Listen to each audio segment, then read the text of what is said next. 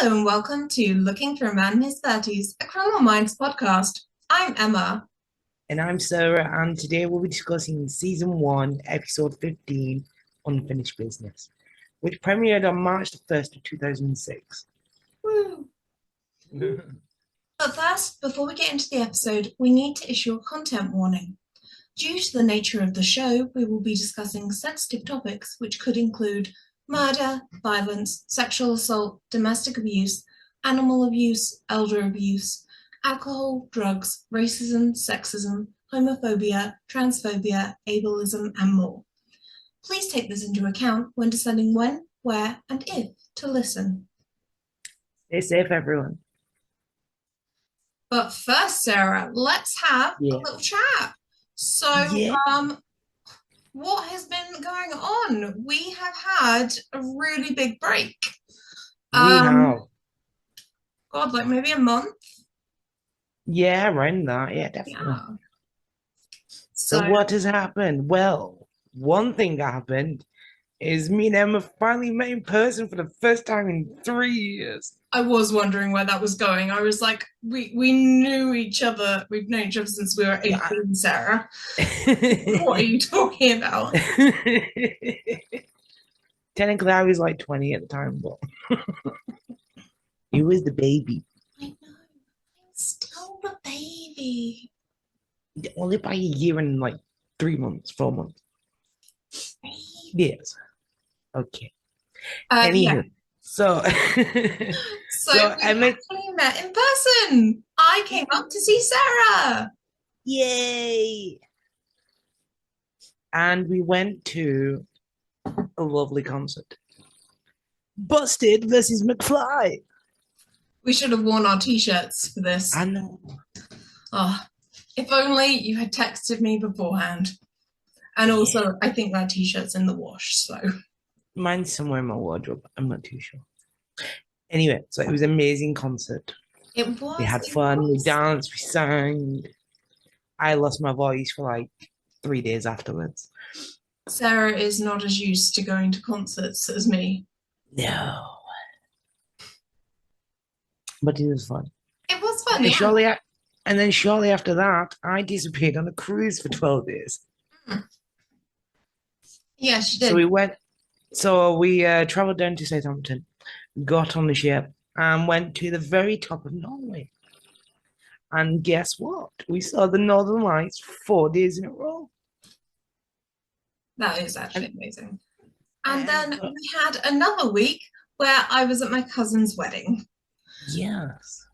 It was mainly because it was a midweek wedding, so it would have been really irritating to film the episode. Yeah. And then there wasn't a lot of time between Sarah getting back from the cruise and me going to the wedding. So yeah, and I needed to recover because I don't know if I mentioned this to you, but by Wednesday last week I was so ill. I don't know whether I'd picked something up off the ship or whether it was just getting back to like land or whether it was just like a mixture of like different food. But my stomach was off for like 2 days. Oh my God, that is awful. Yeah. No, you didn't mention that to me. But I'm okay now. I was in agony the weekend, but that was a fibro flare, so that was a completely different kettle of fish. You did mention the fibro to me. But yeah, my stomach was like, I couldn't eat. I was like retching. It was fun. It does sound like you maybe picked something up on the cruise. Maybe. But I'm okay now, so that was good. That is very good. I'm glad you're okay. And my cousin had a beautiful wedding at a freaking castle. I'm probably not going to put pictures in here. I might put a picture of the castle, but obviously not of the wedding. That would be weird. I don't think my cousin would be like so happy about me putting photos of her wedding in a murder podcast. Yeah. She'd be like, thanks. Never do this again. Awkward. So anyway, it was a beautiful wedding and it kind of made me believe in love again. So I downloaded a dating app, although it is extremely unuser friendly because it will say you've got a like, and then when you click on it, the app takes forever to load, and I'm like, why am I bothering?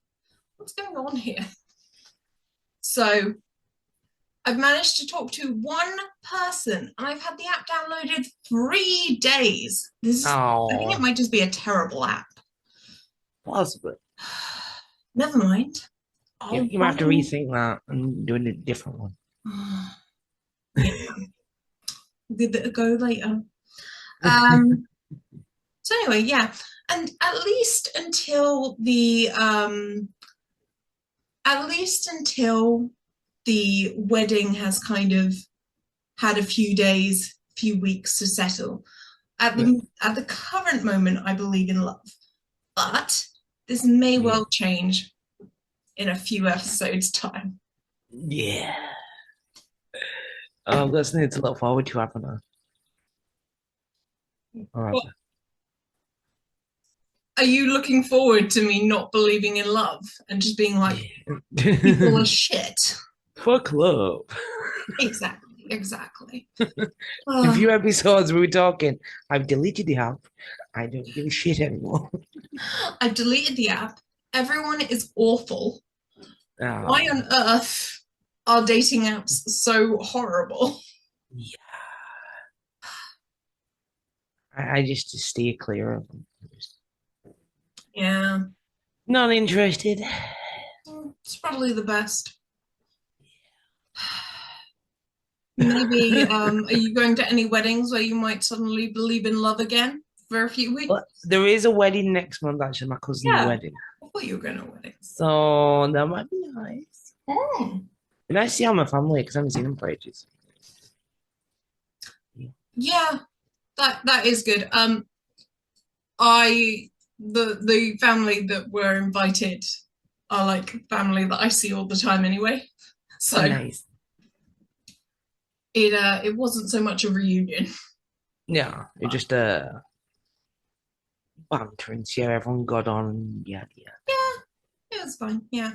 And I did actually end up liking my dresses because as no one else will know, but Sarah has had many messages about these fucking dresses. Yes. Because it was like formal wear, and I was like, so evening dresses, and it has taken me so long to find fucking dresses that work. And there are a few dresses that I had that I bought of vintage. Didn't check I checked the sizes, but didn't check whether that size applied to me. You know, because women's clothing in the UK is just like, well, Yeah. we'll say it's an 18, but it could be anywhere between a 12 and a 24. Yep. Who knows? It's like a lucky bag, isn't it? It's like, will this fit me? Will it I'm not? not, because I was so stupid, right? Because I bought this purple dress ages ago, and I thought, no, that'll be fine. It's definitely a 20. No reason at all to worry. And then I was like, oh, it stops about here and will not do up. So that's great. Yeah. Like, it didn't matter which bra I wore, and it still wouldn't do up. And I was like, fucking hell. See, that's the reason why I don't buy dresses with zips anymore because I just don't trust them. Yeah. Stretchy all the way. Who would trust a zip? So That reminds me, I need to find a dress for next month. well, my advice some would be options. to go into a store rather than buying online, because that's just a crapshoot. Yeah. Will this dress fit? Will it not? Who knows? Yeah. I have a backup in case I can't find anything. Mm. But I'd prefer something new.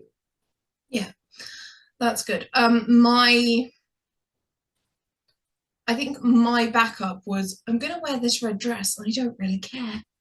But it was like only just about knee length, and I was like, Yeah. I was so frustrated trying to find a stupid dress. No. Oh.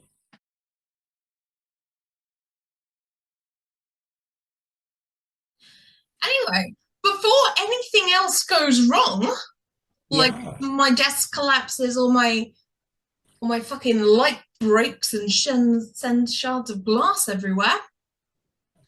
We'll be back after this short break.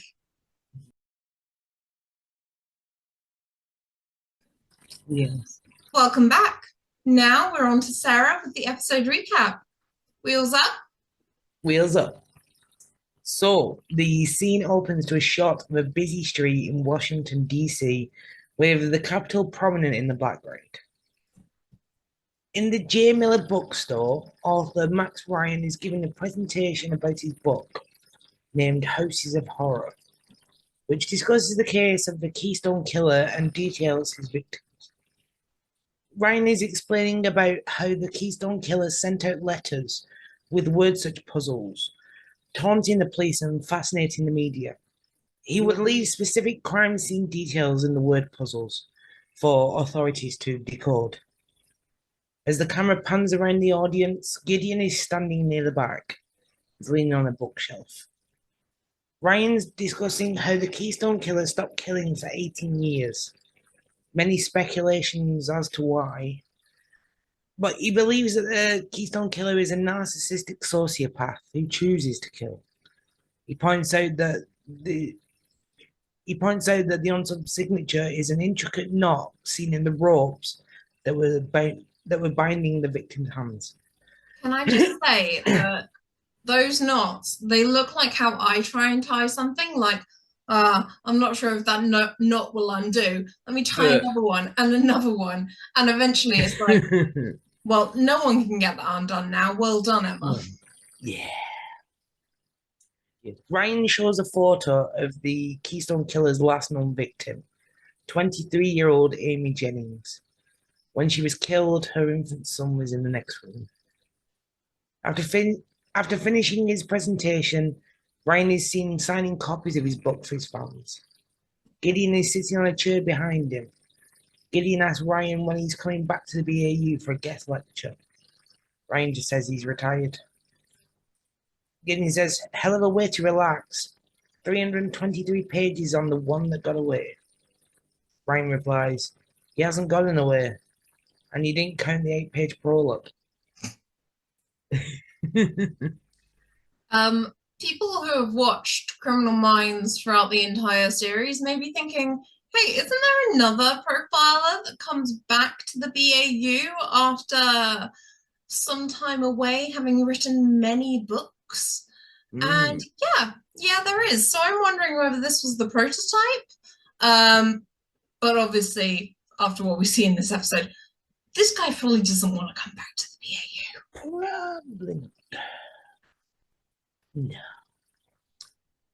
So Gideon's talking to Ryan, asking him why he wasn't in Florida anymore. Ryan said that it's too humid and he missed the seasons, so he's back in Philadelphia. Coincidentally, the same place where the Keystone Killer's from. Gideon notes this connection and assumes that's the reason for the move. But Ryan denies this. It turns out that Ryan is a former agent and he's asking Gideon how things are back at the BAU. Gideon says, everything changes, everything stays the same. You know how it is. At this moment, a security guard approaches the men and hands Ryan an envelope. Cue flash shots of what looks like surveillance footage from someone across the bookstore watching the interaction. Ryan opens the envelope and is horrified to see a letter from the Keystone Killer with a word search puzzle below it. And looking at the letter, it appears to have been typed up on like a typewriter. The letter reads, who in his mind has not probed the black water? Aren't visits from old friends refreshing? Especially when we've occupied so much of each other's mind. We're like 2 volumes of the same book, Max. Why don't we add a few more chapters? I will lead you to me if you break the code. It is far too long. I'm alive again. Signed, KK. Now, I do love a good word search puzzle. Now and again. And yes, I did pause on the puzzle to try and find as many words as I could. Couldn't really find much because kind of got bored of looking after a few seconds. But never mind. Just 1 second, Sarah. I've forgotten my props. I know.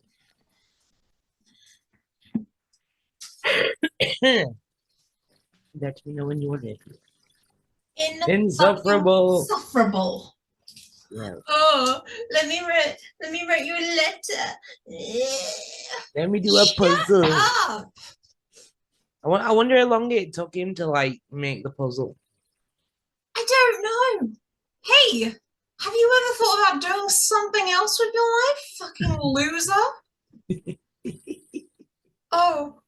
I'm just gonna write it. I'm gonna do a little word search for you so that you can find out clues about me. Mate, shh. No one cares about you. They care about the victims, and you're just an insufferable. Oh, by the way, you'll learn out in the true crime episode, the true crime part of this episode, that I'm just going to be like, oh my god, this fucking loser all the time. Beautiful. Okay, Sarah, continue. I've got my Okay. props now. They're ready. Yeah. So Ryan speaks to the security guard and asks him who had given him the envelope. The security guard says that it was a guy in a blue jacket. Quickly scanning the room, Ryan spots a guy in a blue jacket and pins him against the wall. The security guard panically tells him that that's not the guy, and cue more flash surveillance shots of the scene unfolding. Yeah, I really quite liked that old camera type. Yeah. Then you can see like the guy's actually there, like watching it unfold. Mm-hmm. I even got from that bit. I thought he must be there. Mm, He must be like judging everything and definitely. very Maybe he creepy. took off the blue jacket because obviously, like, Yeah. at no point does the security guard turn around and go, "It's that guy in the blue jacket." Yes, not that one. This one.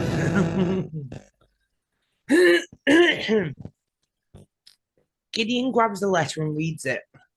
Ryan, rummaging in the envelope, says, "Son of a bitch was here." He hands Gideon two driving licenses that were in the envelope. They were revealed to belong to the Keystone Killer's last known victim, Amy Jennings, and an as yet unknown woman, Carla Bromwell. Screen fades to black and cue opening credits.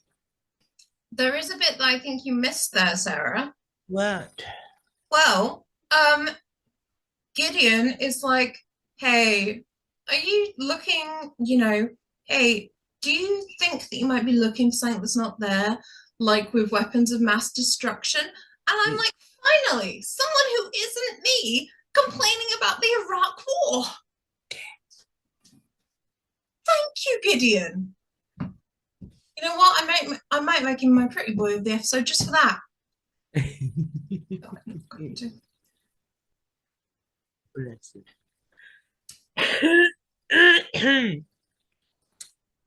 The next scene opens to a bird's eye view of the BAU headquarters in Quantico, Virginia. And this is where Gideon gives his opening bookend quote. Norman MacLean wrote, "It is those we live with and love and should know who elude us." Inside the headquarters, Hotch, L, Reed, and Morgan are exiting a lift and heading into the bullpen. They've been called in there late at night.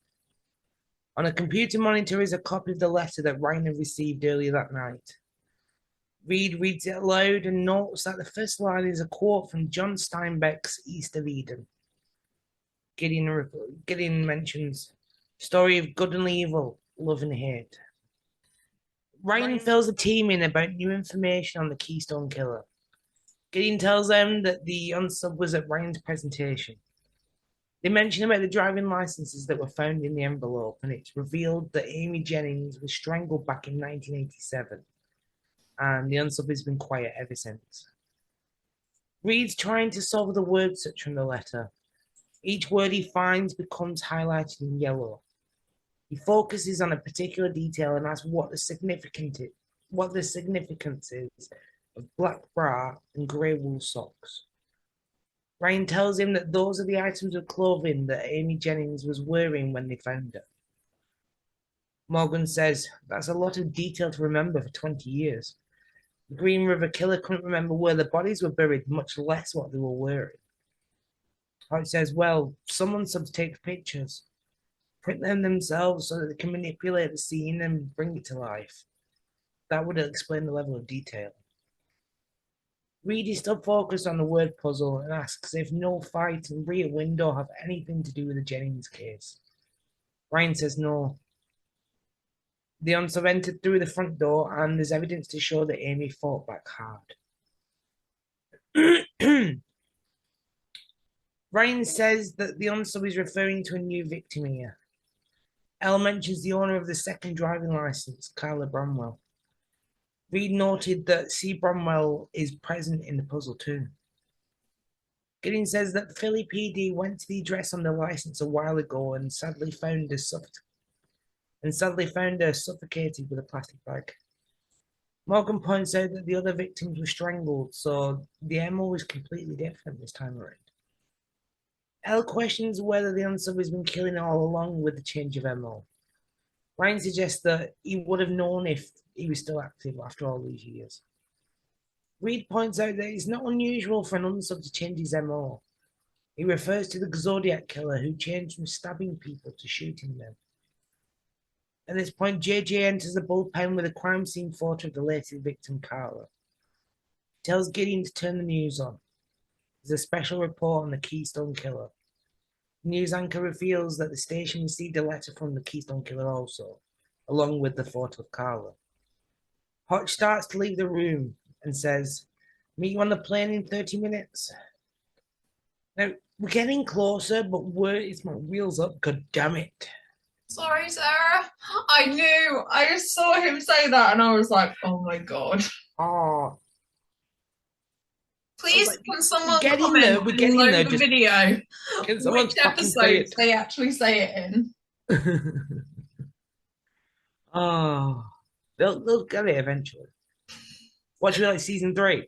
Eventually, maybe I've lied. Maybe I'm just like, yeah, wheels up. They say that all the time. I'm just like, no one does.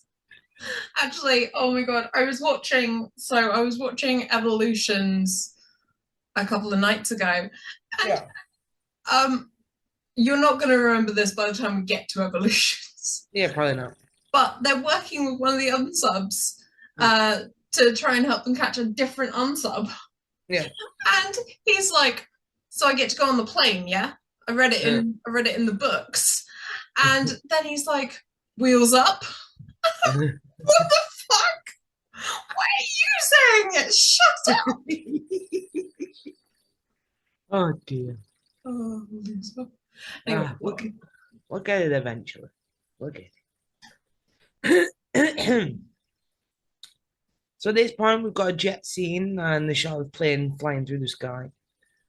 Garcia is on a video call to the team, informing them that Philly PD have confirmed that Carla Bromwell has been dead for less than 12 hours. She was 47 years old.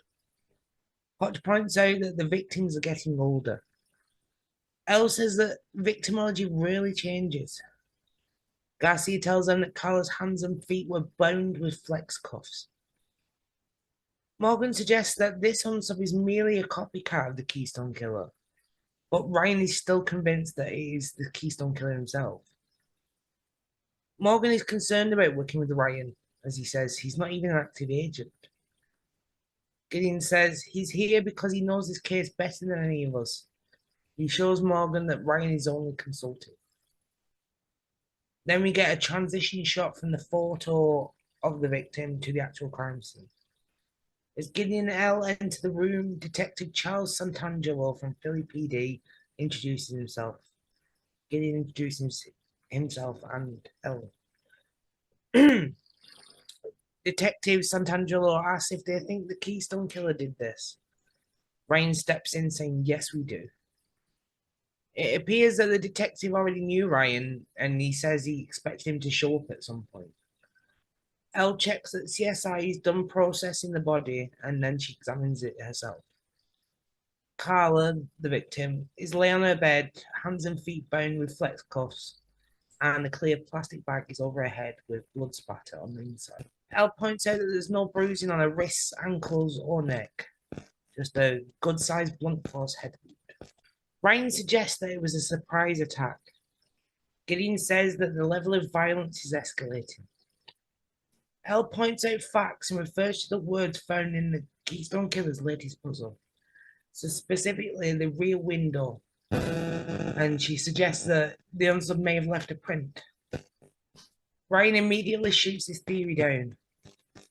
And I don't know if it came to you as well, but he seems blinded to the fact that a lot of the details don't fit with the original MO. Oh yeah, yeah. And Like he's got they blinkers on. point it out as well. They're like, "Are you sure it's not just a copycat?" And he's like, "No, it's Yeah. this guy." He's And just it's got, he's like, his mind's just focused in it. it's just fucking And tunnel he don't want to vision. hear anything.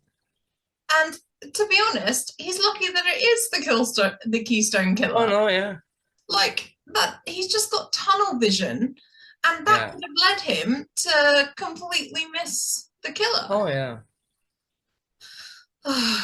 Which nicely brings us on to this next bit, where Yeah. Gideon reminds him of what he told him when Gideon first started at the BAU. He said, "Don't lose your objectivity. This isn't personal." But Ryan's taking it personal Mm-hmm. because he's an ass. The scene cuts to outside the house. JJ is talking to the media there present, saying that they cannot confirm that the Keystone Killer is involved, but she tells them that the FBI will make a formal statement later. Back in the house, Hutch and Reed head upstairs. Reed asks Hutch what he thinks of Ryan. Hutch says he hasn't changed much, but Reed thinks that they can learn a lot from him. And then a funny little interaction that I thought was hilarious. Hutch says, "What could you possibly learn that you don't already know?" And then Reed says, "Hutch, repetitive thinking is a death knell for the brain. For complete brain usage, diverse stimulation is the key." Yeah. So, I guess learn a new skill, guys. Yeah. Take notes, Prevent Hutch. dementia. Take notes. Looking around what looks like a home office, Reed finds another letter and word search puzzle. They place it in an evidence bag and go to show it to the rest of the team.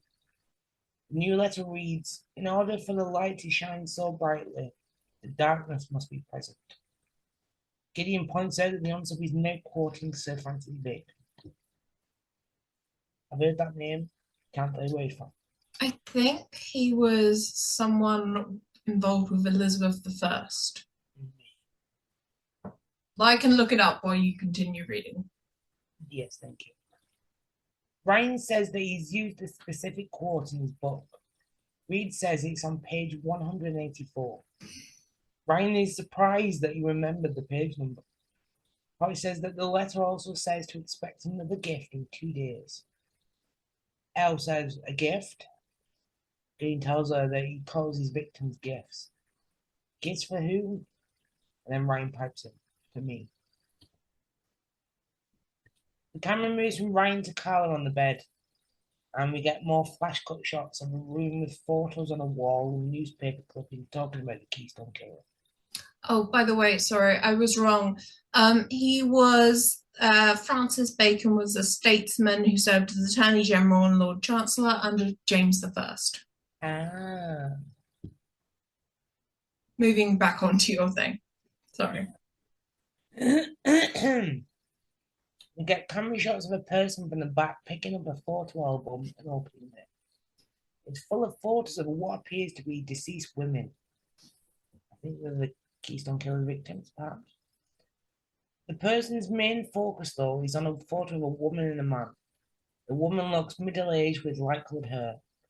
The man in the photo has dark hair and is wearing sunglasses. In the next scene, the shot opens on the downtown area of Philadelphia, Pennsylvania. It's camera shots of people walking about, and there's a lot of traffic on the roads, showing that it's a very busy city. It was, well, it is probably still. I went there a few years ago. Do you remember, Sarah, when they were like, okay, flash floods? And I was like, that doesn't seem real. And then we almost got drowned coming back from dinner, me and my Nice. family.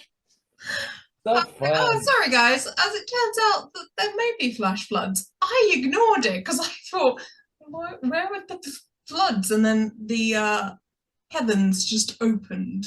Oh, nice. So that would have been awkward. Yeah, that was in 2019. Inside the Philly PD bullpen, the team is giving a briefing to the cops. Hodge says that a lot of things have changed in 20 years, including the age of the unsuspecting victims.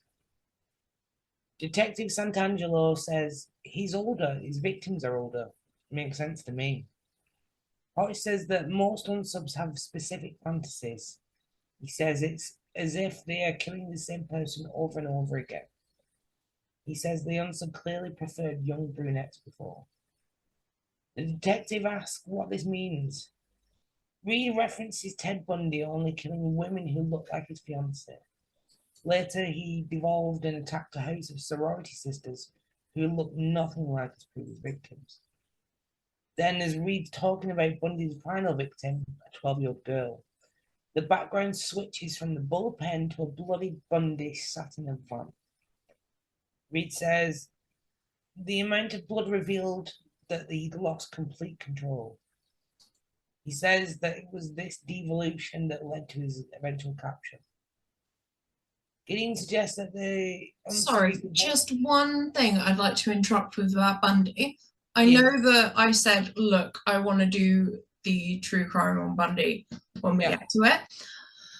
But the devolution led to his capture. Do you know how, when he killed that 12-year-old girl, after he broke out of jail during... He was like due to be sentenced, and he broke out and killed more people. Yeah, he broke out the courthouse, didn't he? I feel like it happened twice, and I'm like, how did it happen twice? I'll reread the book before we do the Bundy true crime later in the podcast. But what do you mean he got out? How he is on trial for murder, multiple murders. How did you let him out? Go on, continue, sorry. Thank you. Gideon suggests that the unsub is devolving into a frenzy, so he's going to mess up somehow. Morgan points out that devolution is only in theory, so they should be prepared for anything. Hodge says they'll go over every piece of information and evidence, old and new, and hope that they find the unsub before they find another body. Gideon says they'll start with Ryan's original profile. He asks Ryan if he wants to present it, but Ryan says no and walks away. Hodge presents a profile instead. So they're looking for a white male in his late 40s, and the controlled crime scene's meticulousness and the collection of trophies suggest a possible military background. He's also believed to be living in the same geographical area He's also believed to be living in the same geographical area that he has lived in his entire adult life. As Hodge is talking, the camera follows Ryan to another room. Gideon is seen approaching. Ryan thought Gideon was going to present the profile, but Gideon says the team can handle it. Ryan says that they used to work solo when this whole thing started, presumably meaning the original Keystone Killer case. Or the setup of the BAU. Yeah, or that. And Gideon replies, well, we were wrong. Ryan's visibly frustrated and angry that the unsub used a quote from his book. Gideon suggests it could have been a coincidence. Ryan replies, we've both been doing this too long to believe that. Yeah, I don't think it's a coincidence. He's actively taunting the guy. Yeah. He came to the guy's book reading. Like... Really, very cool.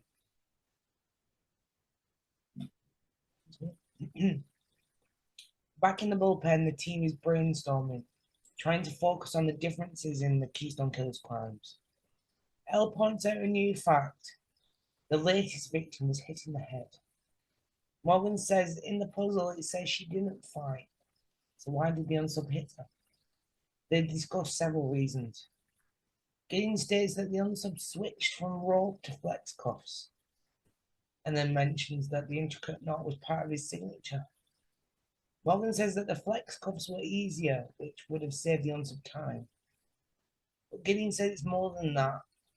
The meticulous tying of the rope was intimate, completely unnecessary. Mm-hmm. Elle points out the unsub has abandoned the rope in the use of his hands, which makes his kills less personal and less controllable. Morgan suggests treating the unsub like a new offender, like scrapping the old profile. Gideon simply says, he isn't. As in, he isn't a new offender. So. I mean, you don't know that, Gideon. Yeah. He seems very... Reed announces that he has a name after solving the new puzzle.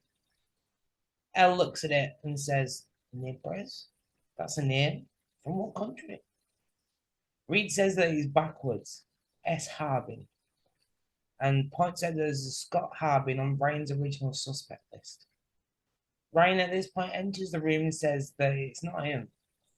Harbin went to jail in 1988 for stabbing a guy while trying to escape during a home invasion. The victim later died and Harbin got 30 years behind bars. Gideon says, so that makes him a little more than halfway done. And then Hotch pipes in, unless he's been paroled. Ryan doubts it. He says that he interviewed him twice and he's nothing more than a small-time burglar with a fetish for lingerie. He vehemently denies that Harbin is the Keystone Killer. Morgan says that he'll contact Garcia to see what she can dig up on him. And at this point, Ryan angrily snaps and shouts, he's not the guy. Oh my god, he's such a dick to the team. Oh, there's no need for that. Yeah, I know. Like, he was a dick to Elle earlier. Like, she was like, oh, should we dust for Prince? And like, he wouldn't leave Prince. Yeah. All right. I still think you should dust for them. Just before we get back to it, I'd like to say I would have loved that transition shot earlier if it hadn't been fucking about Ted Bundy. Yeah.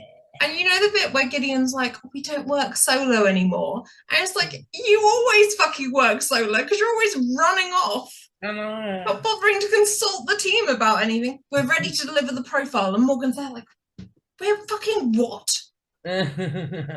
Like, that's not consulting the team. That's just occasionally the team are allowed to speak. Yeah. Is that when one person does all the work but then puts the team's name on it? Yeah. Yeah. But like it's not even that. It's not like they get you know, all the credit with none of the work. Yeah. Morgan and Elle and Hotch and Reed and JJ and Garcia. Yeah. They're all like, okay, so we're trying to do this. And Gideon's like, well, you didn't anticipate what I would think, so this is all your fault. Asshole. Didn't anticipate what you would think. Morgan says he'll contact Garcia to see what she can dig up on him. Ryan at this point angrily shouts, he's not the guy, before walking out of the room. So the team, visibly concerned, are questioning whether Ryan is more focused on proving that he's right or actually catching the Keystone Killer. Exactly. Yeah. Okay, we'll be right back after this short break. We shall. Welcome back to Looking for a Man in His 30s, a Criminal Minds podcast.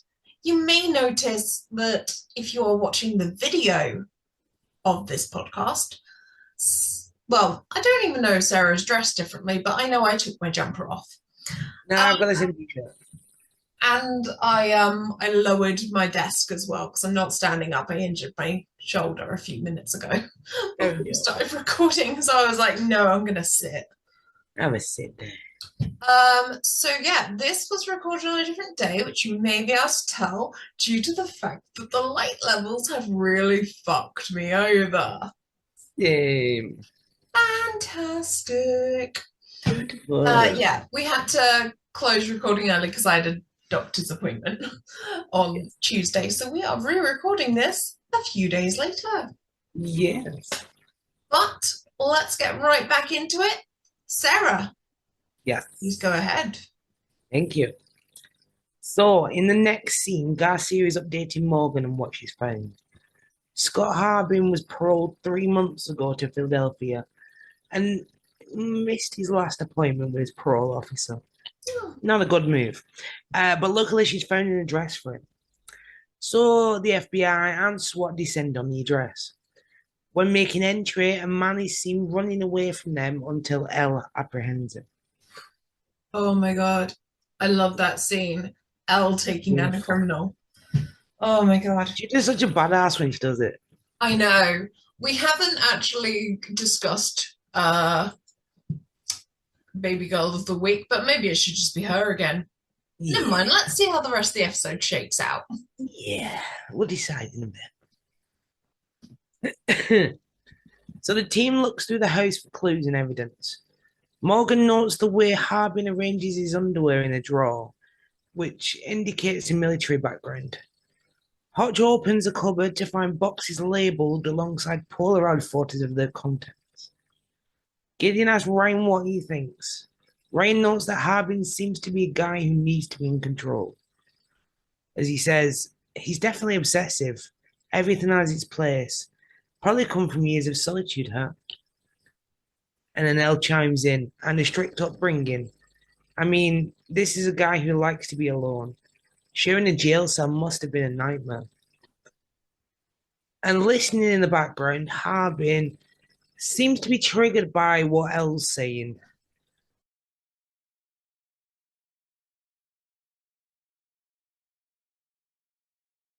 Noting this, Elle tries to rile him up.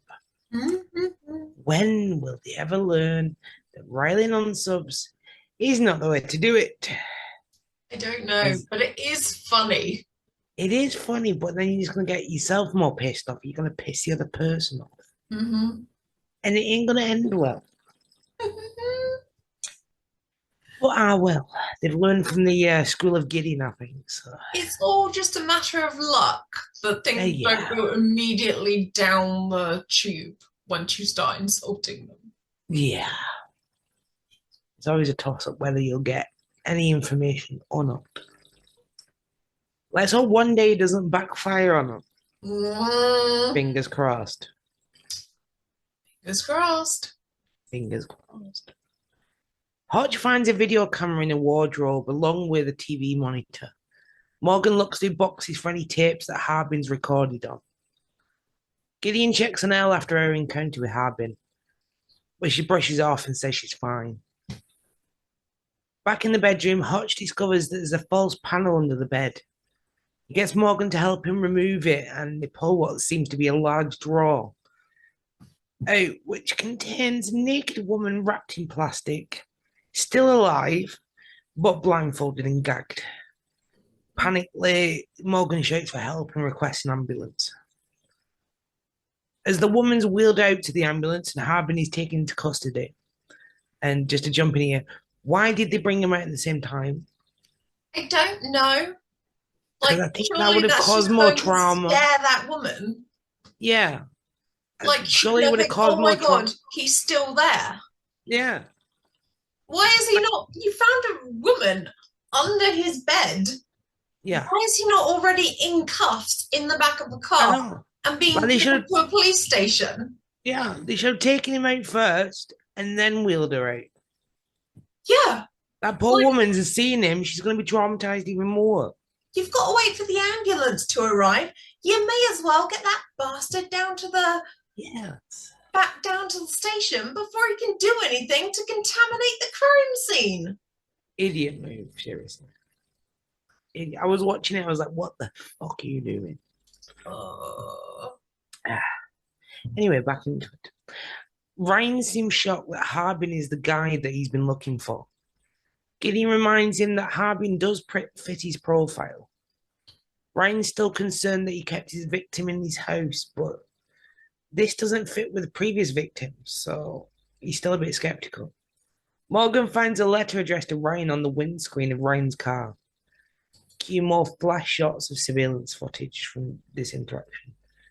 This letter reads, "Isn't Scott Harbin an inelegant creature, a monster? There's no light with him, no balance. He's pure evil. Balance is what gives one mercy. You'll be reminded of my brand of mercy tomorrow, Max." Signed, KK. Morgan questions what this means. Gideon tells him that while Scott Harbin is a predator, he's not the one they're looking for. Gideon instructs officers to cordon off the area and search the area for the actual Keystone Killer. Back at the bullpen, Morgan seems surprised that a killer has led them to another killer. Gideon says, "Come on, we all know they make the best profilers. They admire each other's work." But Elb chimes in and says that they usually do that from afar. The team then begins to review what they know so far about the Keystone Killer. So he's not dead or in jail. He enjoys the taunting, the game. He's in complete control. He strangled 7 women in the 1980s, stopped for 18 years, and then began again, but this time switching up his MO. As Reed says, 10% of all violent crimes are caused by strangulation. It only takes 11 pounds of pressure to fully incapacitate your victim. And if you hang on for at least 50 seconds, they'll never recover. Bit creepy, Reed, but thank you. Mm-hmm. Hutch replies, but when you suffocate someone, you actually have less control over their death. And he's actually more passive because the killer doesn't feel the life leaving the body. Elle then points out that the unsub has changed everything he usually does. Gideon questions what he's getting out of this new MO. Discussing the latest victim, Carla, Gideon says that it was a blitz attack, which suggests disorganization and no self-confidence. And there was no forced entry of any of the scenes. Ryan says he would never change the way he kills by choice. He says they've been operating under the assumption that he's purposely changed his MO. Gideon says, you said he changed because he had to change? Morgan, he knocked her unconscious and it wasn't to save her. Elle, because he couldn't control her physically while she's awake. The team reckon that he's incapacitated in some way. Maybe a physical injury or a stroke, perhaps. Gideon suggests getting hold of medical records and searching through them to find him. In the next scene, JJ is giving a press conference stating the profile of the person they're looking for. The press begins firing questions at her as they seem to lack trust in the feds actually catching this guy. A guy at the back of the room introduces himself as Philip Bromwell, the brother of Carla, who has been found murdered the day before. Understandably, he's upset and frustrated. JJ tries to reassure him that they're doing everything they can to find the man responsible. Elle and Ryan are then talking in an office. Ryan says that everyone is looking for someone to blame and that person is probably him. He says that he's an easy target as he couldn't solve the case before. Turns out he's been so consumed with the Keystone Killer over the years that he's lost contact with his entire family. In the next scene, a male figure, who's only seen from the back, is in what looks like a nursery or kindergarten, staring at a blonde middle-aged woman who's helping a child. And then cue flash shots back to the photo early with the woman and the man. So you can clearly see that the woman in the photo is the woman at the nursery. Mm-hmm. She spots the man and greets him, and you get more surveillance shots. Back in the bullpen, the team is combing through medical records. Hotch is looking for a condition debilitating enough to lose strength permanently, and he's still got his mind fixed on that it's a stroke. Morgan points out that Ryan's original profile put the unsub in his late 20s, and then asks, isn't that too young for a massive stroke? And the fountain of all knowledge, Mr. Reed, says, technically, you're never too young for a stroke. 80% of strokes are ischemic. The other 20% are hemorrhagic, which usually result in death. Ischemic strokes occur when plaque builds up in the arteries, causing restricted vessels to be blocked by a blood clot. Oh. And then Morgan questions, but doesn't it take years for that type of plaque to build up? Reed replies, typically. And then Morgan says, well, then, like I said, he was too young.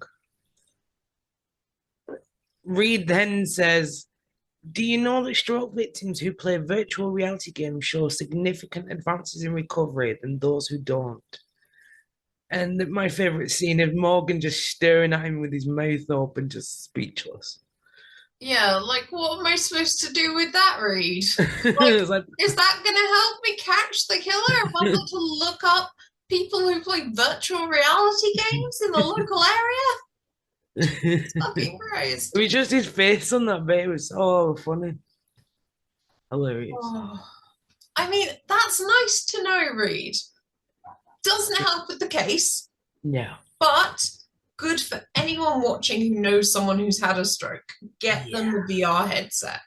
Beautiful. Oh, Bless you.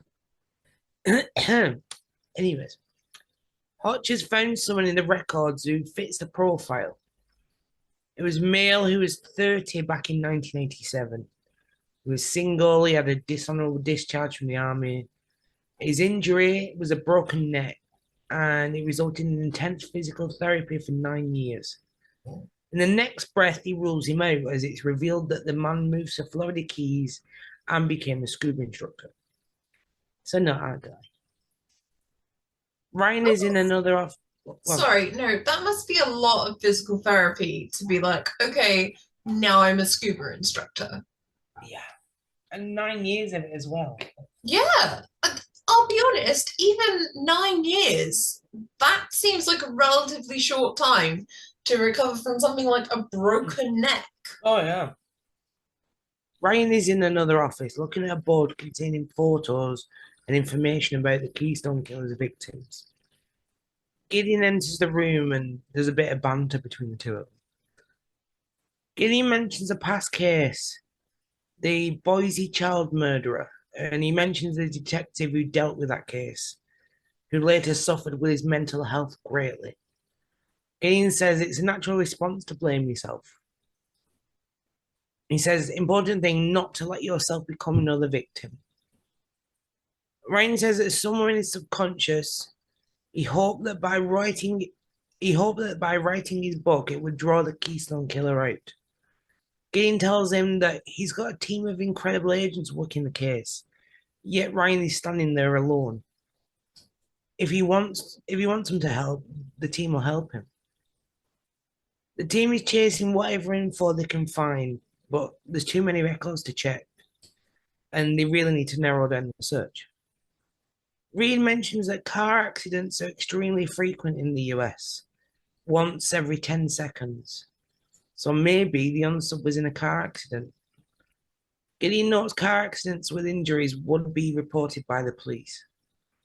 Ryan said they originally profiled the Keystone Killer as driving a late model American-made sedan. Morgan suggests getting Garcia to check Philly PD records of accidents involving these types of cars that involve serious injuries, and Gideon suggests starting back at 1988. Morgan instructs Garcia on what to check. She notes 36 accidents within a 12-month period that involved injuries, and almost all of them were American-made cars. But only 5 were serious enough to send the drivers to the hospital. Garcia then mentions that one accident happened on the I-95 near the airport. The other driver was picked up outside of 3245 Anders Street, and his injury was a broken back. And it turns out it's the same place where Carla Bromwell lived. The driver of the car is named as Walter Kern, who's now 48 years old, making him in his late 20s in the late 80s. Mm-hmm. Research of Kern reveals a military background. Hospital records show he lost mobility in his right side due to severed nerve damage on his spinal cord. He's been a county worker, a claims adjuster, and coincidentally installed house alarms with Scott Harbin. Reed points out that all those jobs allowed him access to people's houses. Gideon says women felt comfortable letting him inside. Elle points out he got a degree in criminology in 1988, which explains his knowledge of law enforcement. The current address they have for Kern is 575 White Street, Southeast Philly. Ryan smiles and says, "I've got you, you son of a bitch." I do like it when they also admit that murderers are just pathetic turds. Yeah. I got you, you asshole. The team turn up at the address. There's a camera shot of the blonde woman from earlier opening her door to Kern. It's like a flash shot between the team and then the woman. He looks suspicious. Back at Kern's address, There's a middle-aged brunette woman who answers the door and tells the team that Kern isn't in. Gideon asks if they can go inside, and she lets them in. Back at the blonde woman's house, Kern forces her into a room, aiming his gun at her, telling her to put on the cuffs before pistol whipping her. Back at Kern's house, his wife says that he's at the Pinewood Community Centre working with the Boy Scouts. Gideon then updates Hotch on what she's just told him. Ryan asks if they can search the house, and he tells her that they're investigating the murders of several women in Philadelphia. The woman seems very confused and doesn't believe that her husband is involved. Panicked and a bit scared, she asks them to leave her house. Ryan asks her a question before they leave and says, "Is there an area of the house that you've been told not to go into?" She seems a bit confused, but then mentions the dark room. Gideon asks her if she feared he would hurt her if she went into that room. She clearly does, but she kind of defends him, saying that he just doesn't want to ruin his pictures. The next question that the team have is, did Kern have long bouts of depression? She says he did after his car accident, but then suddenly snapped out of it. Gideon asks her to show them where the dark room is. Outside the house, the SWAT team open the doors to the cellar and head inside. Once they've confirmed that the room is clear, they allow Gideon, Reed, and Ryan to go inside. Around the room, photos and newspaper cuttings are adorning the walls. Kearney even has a copy of Ryan's book, a signed copy. Bit creepy. That means that he was definitely well, we know that we saw him at the book signing. Oh yeah. But the balls of being the murderer and going to the book signing and getting the book signed. Creepy. Complete arrogance. Oh yeah. But also, fuck you, asshole. Where's my insufferable thing? Come here. Left you on the floor. Find your props. There we go. Insufferable. And also, dumb. Oh, we need a new one saying asshole. I'll make you some, shall I? I'll send them up for Christmas. Oh, cute. Even though this episode is in January, I doubt I will have remembered to do it. So, we'll figure it out. Sarah can do her own. She's got Pritt stick and coloured pens. I'll get the kids involved. Yeah. What? I mean, this features blood and a dead body, oh, nice. Like a chalk outline. Don't get your nephews to do that. Yeah, actually, probably not the best idea because then they'll start drawing like Five Nights at Freddy's characters and Italian brain rot creatures. And... No. Yeah. And also, that's a way to get them, that's a way for the teacher at school to be like, I think we need to call a psychiatrist. Yeah. Maybe not the best idea. Anyway, my aunt asked me to do it. And I got called in. I'm like, awkward. I don't know. She does these videos on the web about dead people. Maybe she kills them. I'm just saying. I won't put it past them. They probably do it on purpose. Yeah. Your sister will probably put them up to it. Oh, yeah, 100%. She'd be like, 100%. This is brilliant. Anyway, moving swiftly back on. Yeah, sure. Back on. Don't give Jenny any ideas. No. Yes. Gideon finds a scrapbook with a chapter on every woman that Kernus killed. The scrapbook contains surveillance photos, driver's licenses, pieces of clothing, jewelry, etc. Reed then has a flashback to a puzzle that he'd solved earlier, and the words unfinished business are highlighted. Name of the episode is back. They said I, the I, name. I know they've only done it like a handful of times in the episodes we've covered, but I still love it every time they mention like the episode title in the actual show. And like, I think half the time it's actually Reed that does it.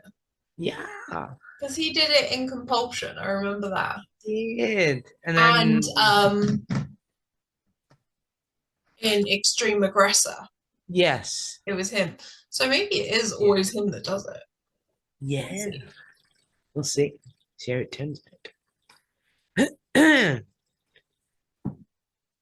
Reed says his recent themes of communication have been about old friends, unfinished business. His car accident was in the Fairmount district of Philadelphia. That's exactly where Carla Bromwell lived. Gideon points out he was on his way to kill her when he had the accident. Kern had to finish what he started all those years ago. There's no new victims. They were targeted from day one. Ryan asks who is in the last chapter. Then Q photos of the blonde woman, and then it cuts to her in her house pleading with Kern. She's known Kern and his wife Annie for years and says that they're good people. But Kern threatens to kill her if she speaks again. The woman is revealed to be Sylvia Gooden. The team and SWAT have made their way to her house and are ready to make entry. Inside her house, Kern retrieves a plastic bag from his bag and says, I need to do this. I can't stop it. At this point, SWAT and the team make entry. They hear Sylvia screaming and head upstairs. Morgan grabs Kern and pulls him away. Ryan helps Sylvia before Gideon takes over and allows Ryan to finish what he started. And I finally apprehend Kern. And in a change of... We have had it before with other characters, but in a change of thingy. But as we like to make entirely clear, we can give a shit about the other characters. Elle is speaking. Yes. And she does the closing fucking quote, which this episode is. Abraham Lincoln once said, in the end, it's not the years in your life that count, it's the life in your years. And man, did he have a point. Mm-hmm. On the jet, Ryan is telling the team stories about Gideon as a rookie agent. One story is about Gideon finding the director's itinerary in a bomber's car. It was an early case for Gideon, and they had him searching a car in the Quantico garage. But Ryan and the other guys had planted a piece of paper detailing the times and locations of where the FBI director would be over the following 48 hours. Upon seeing the paper, Gideon then ran up 25 flights of stairs to the director's office, interrupting a meeting with the Attorney General. They all laugh. I'm sorry, no. Yeah. Don't make jokes about this. Yeah. Right. So you have an agent who is working with you on a bombing case. Yeah. Why on earth would you plant fake evidence to make that guy think that the Director General of the FBI is being targeted? Yeah. It's not like the Director General is going to be like, God, Gideon, you're such a fucking idiot. Because I would hope that the director is like, sorry, what? Yeah. Oh no, I'm going to have a word with them. Fucking idiots. Oh my God, Sarah, I can't believe it. Anyway, so they were all having fun, having the chat and reminiscing. Elle and Hotch sat at the under end of the cabin, and Elle feels sorry for Ryan because he's lonely and has no family. As Hotch says, divorce is not uncommon in the BAU. Elle finds it weird that when they were called into the office on the Saturday night, they were all able to drop everything to be there. Elle asks Hotch how he does this job with a wife and baby at home. Hotch says that when he's with them, he focuses 100% of his attention on them. And then vice versa, tries to do the same when he's with the team. He says it's about priorities, Elle. It's about setting them and keeping them. Elle says she's scared of turning into Ryan. And she says, look up and see that my life has passed me by while I was chasing monsters. Hotch tells her to not let the job eat her up. And cue end credits. Yeah, that's a particularly sad note to leave it on. Yeah. But, I mean,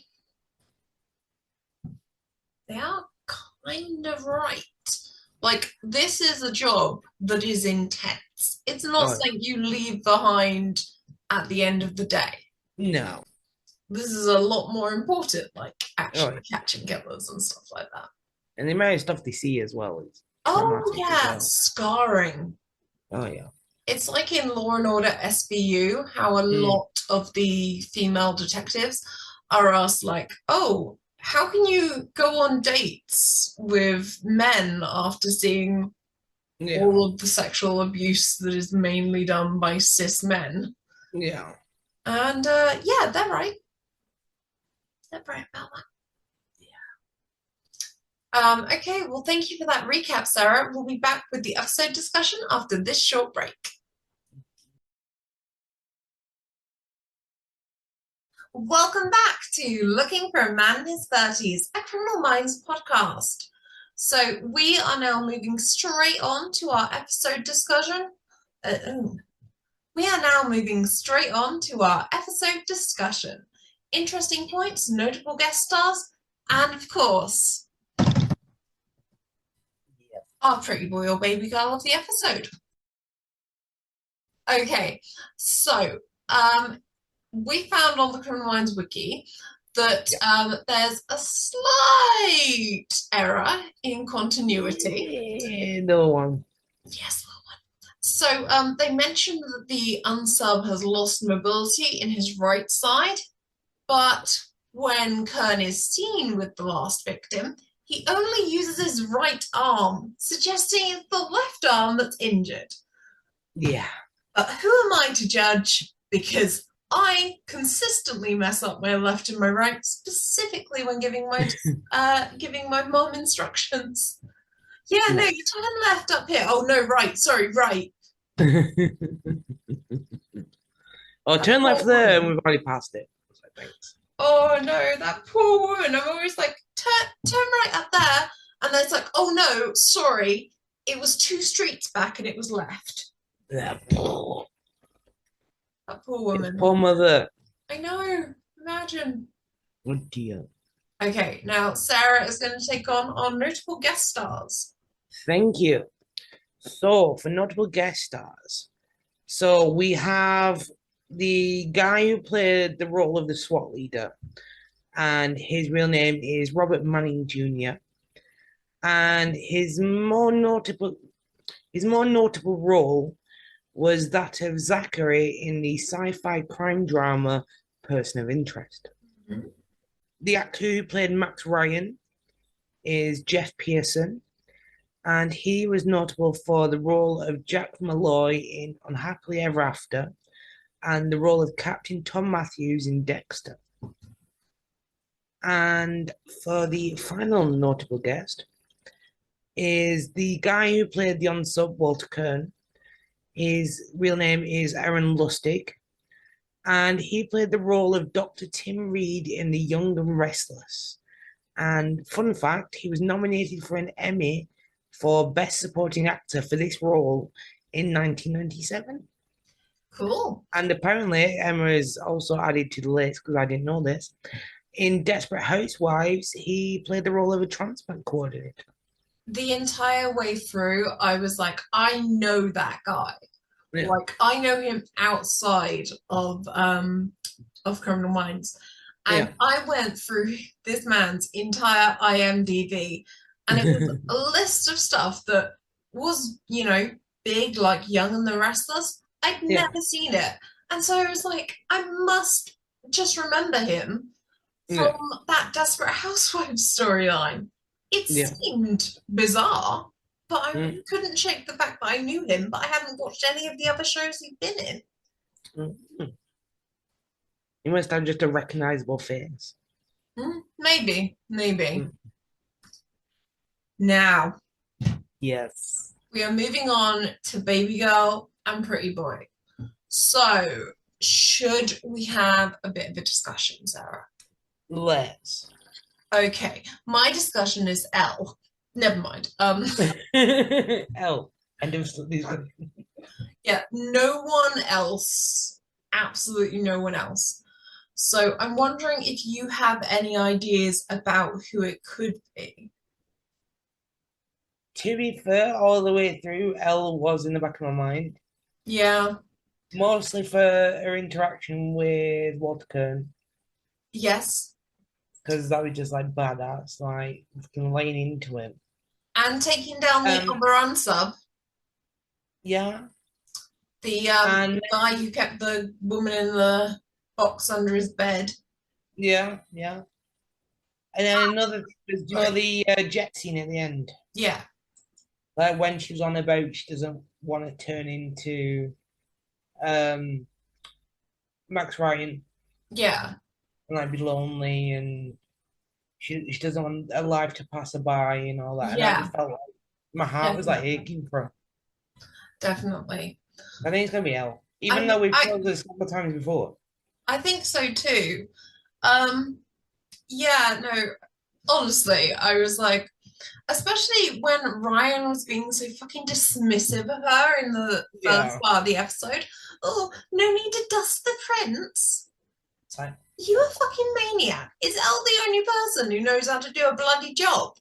yeah, Like everyone else is just like, no. Instead, I'm gonna go read this book. And she's like, cool, well, I guess I'll dust for prints on my own. Idiots. so yeah. So our baby girl for the week is Elle Green. There's absolutely no surprise. No, because we are extremely biased. We are, but we admit that. And that's the Yeah, important part of any yeah, bias, that you just yes. admit it. Yeah. We'll be right back with the true crime recap after this short break.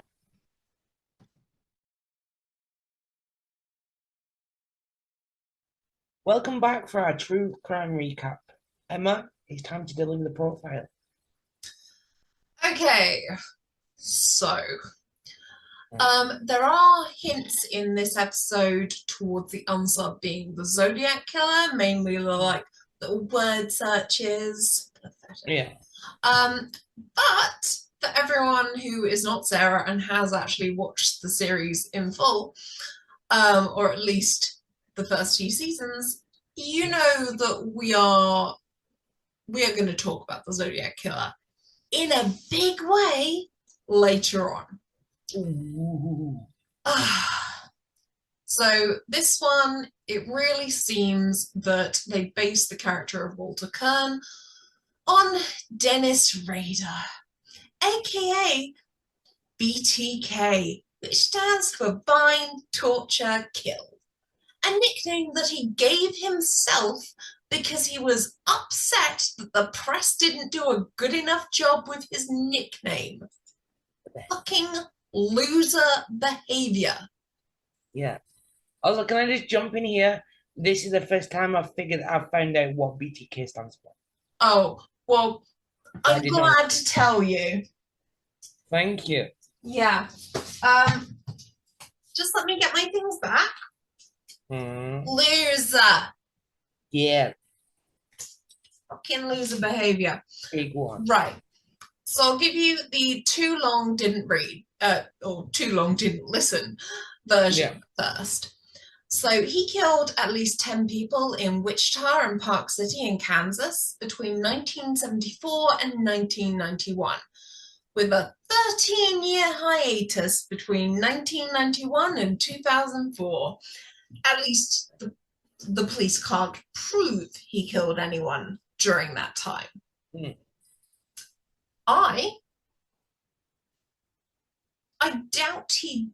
think he just got away with it. But we're not going to get into that. So his signature were the intricate knots used to bind his victims. So those are the knots that they talk about early in the episode for the Keystone Killer. He primarily targeted young women before suffocating or strangling them, as we see in the episode. And he stole items like clothing and driver's licenses from his victims as trophies and sent taunting letters and word puzzles to the police and the press. Insufferable. Yes. Oh my God. You know when you're like, I think this guy just did not get enough attention as a kid. Yeah. You're just being a fucking loser. 100%. But hang in there, Sara, because his arrogance does get him caught, and it's really funny to see serial killers who think they're so smart get caught in the dumbest way possible. Dumb fuckers. So also, because he gave himself his name, because he was like, why don't the police ever do a good job of naming me? Oh my God, no one cares. Smells violin. So I'm not going to call him by his nickname for most of the episode. So this guy is Dennis Rader. He was born in 1945 and had a relatively stable and loving upbringing for the time. You know, post-war American kind of economic boom for the 40s and 50s. I say this because sometimes we talk about serial killers and they've had fucking terrible upbringings. Like, it doesn't excuse the murders. No. But it would still fuck anyone up if their parents were abusive or or addicts, or, you know, if they were dumped into like an institution or something, that would fuck you up. Doesn't excuse murder, but you do see where it's going. Turns out Rader is just a piece of shit with no explanation for his behavior. Nice. So his parents worked long hours as a bookkeeper and gas service worker. They had little time for their 4 children, Dennis being the oldest. But despite being strict and religious, which was typical for the time period, they weren't abusive. Thank God. It's said from a young age, Rader fantasized about torturing trapped and helpless women. And it gets worse, which reportedly stemmed from an accident where his mum got her hand trapped and called out to him to ask him to go get help. Ew. What the? He spied on female neighbors, often while dressed in stolen women's clothing, and masturbated with bindings on his arms and neck. I know, it's a bit early in the day to hear that, isn't it, Sara? If I wasn't traumatized before, I am now. It gets worse, Sara. I don't know why the stolen women's clothing and masturbating with bindings is the thing that gets you, because it gets so much worse. Now, I get that you wouldn't spot that. He's clearly not sharing with people, hey, I'd like to watch the neighbours undress, and also I've stolen some of their clothes off the washing line, and I masturbate with a rope around my neck. I get that he's not telling people that, right? Yeah. However, he also regularly tortured and killed small animals, including neighborhood pets. Never a good sign. Which is one of the 3 in the homicidal triad. Yeah. Could we all just agree, as a podcast audience, if you ever see a kid torturing an animal, or you find out later that they did, intervene immediately. The animal needs to go to a vet, and that child needs to go to a psychologist. At no point have I ever heard a story which starts, well, he'd like to murder the neighbor's dogs, and ended with, and then he got a Nobel Peace Prize. Yeah, nah. There's never been a story where it's like, oh yeah, he used to mutilate cats in the neighborhood, and now he's, I don't know, he's in the Peace Corps. There's never a story I hear, is it? Never gonna happen. Absolutely never. So after high school and a year of college, which he dropped out from, he joined the Air Force in 1966 because America was still conscripting young men into the Vietnam War. It's been said that the reason he went to college was to try and avoid the draft. But then I think he didn't get enough grades, so they were like, oh, sorry, we won't be having you back for second year. And so then he joined the Air Force because he knew that he'd likely be drafted, and he wanted to avoid the army because he found that was more dangerous. So in the Air Force, he received technical training on installation and maintenance of antenna, which becomes important later because it's how he gets fucking jobs with the security services, like ADT, which installed security alarms. Oh dear. Ironically, security alarms that people were getting because they were scared of the murders that kept happening. Also, he credits the Air Force with teaching him about sex. And if you're wondering how or why or what, Yeah. so am I. I clicked through from the wiki to look at the newspaper clipping, and it is not expanded upon. It's just a direct quote. Oh. And now I'm concerned about what he might have done to women across Turkey, Greece, South Korea, and Japan in the late 1960s. There's no evidence for this. I'm just wondering aloud. As am I. In 1970, he received an honourable discharge for all the. In 1970, he received an honourable discharge from the Air Force. And yet, gay men received a dishonourable one, and black men were largely prevented from getting the benefits of the GI Bill. So, that's cool. Yeah. Roughly a year later, he married Paula Dietz, and thanks to the GI Bill, he bought a house in Park City and enrolled in Butler County Community College in El Dorado, where he earned an associate degree in electronics engineering. For those unaware, because I was, an associate degree is somewhere between a high school diploma and a bachelor degree. So kind of like our version of like a diploma of higher education. Kind of thing. Probably. I didn't look at the conversion for the UK. Yeah. He then attended Wichita State University and graduated in 1979 with a Bachelor's of Science in Administration of Justice. Both of these degrees are fucking terrible for someone like Rader.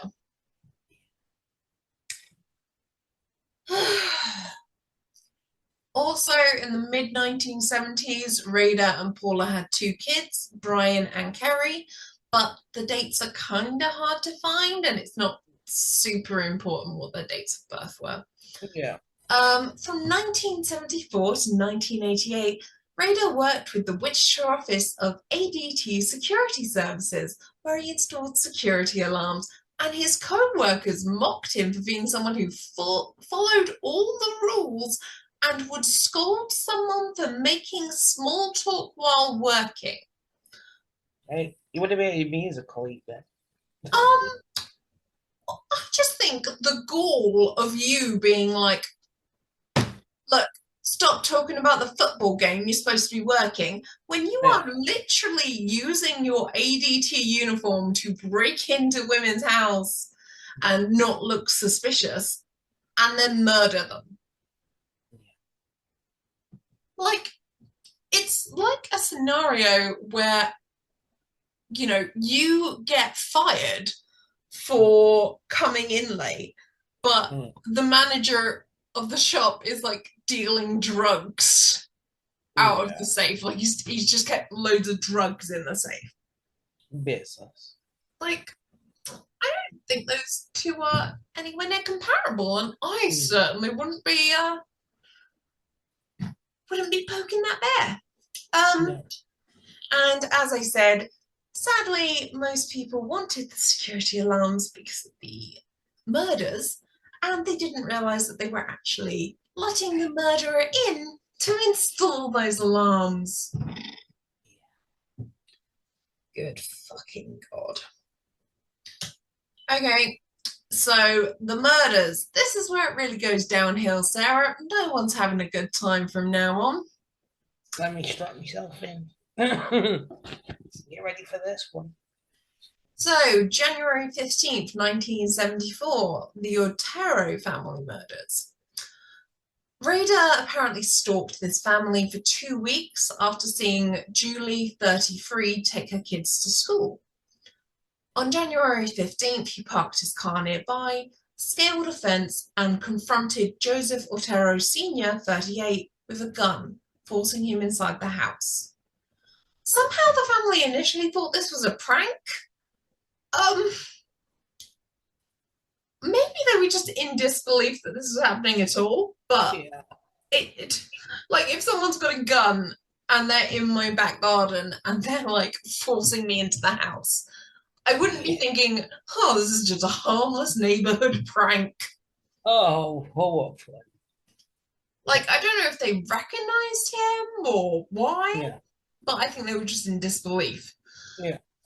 He told them, the gun's real. I'm a wanted man in California, and I'm going to rob you. This was a common. I mean, it's not even a ruse, really, is it? It's just a lie. My Bob is telling them a lie that you're already inside their house. Yeah.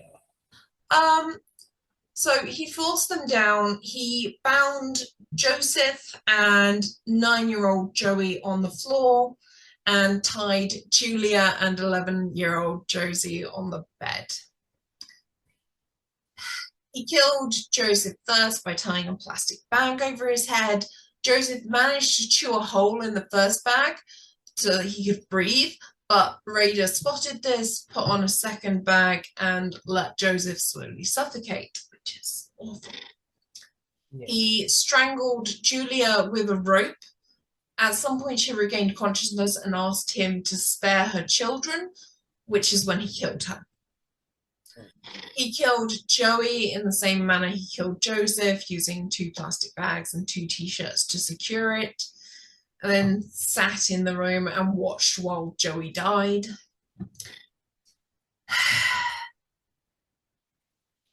He then took Josephine down to the basement, undressed her, tied a noose around a sewer pipe, and sickeningly asked her if there was a camera so that he could take photos, which I think is related to the Walter Kern dark room thing. Yeah.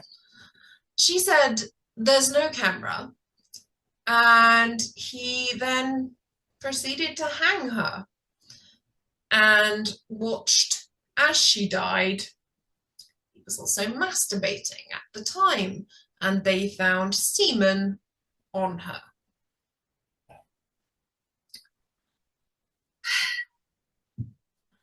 After the murders, he stole their car, parked it in a grocery store to avert suspicion, but then realised he'd left a knife behind, so he had to go retrieve that. Sorry, mate, what? Maybe you're not actually good at this. Stop it. Yeah. Oh, no, knife behind. The worst part about this is the family were found by their older children when they returned home from school. And that always makes me very sick to hear that. On April 4th, 1974, Catherine Bright was Rader's next victim. He picked the 21-year-old out after seeing her enter a house with a friend. He referred to his plan as Project Lights Out. By the way, he gives most of the murders project names because he's a cunt. Can you hold the insufferable sign again? Sorry, what? I said, can you hold up the insufferable sign? Because he's insufferable. So he broke in through a sliding glass door in the back of the house. No one was at home, so he swept up the glass so that when Catherine returned home, she wouldn't immediately be like, shit, what's all this broken glass? Someone's in the house. She came home with her younger brother Kevin, who was 19 and was living with her. Rader didn't realize this, or probably wouldn't have chosen Catherine because he liked to avoid, how shall I put this? People who could fight him back. Yeah. For God's sake, he confronted them with that stupid ruse again, being like, I'm wanted in California. I want money and food. You're already inside the house. Why are you bothering to tell this stupid lie? He wanted to make the crime scene look different to the Otero murders, so instead of tying them up with rope, he decided what would be a good idea is to tie them up using household items, including, for instance, a bandana. That's one of the items that they put down. He had Kevin tie Catherine to a chair, and then he forced Kevin to a different bedroom and tied him to the bedpost. Rader then turned on the radio to avoid the neighbors hearing anything, something he learned from a detective novel.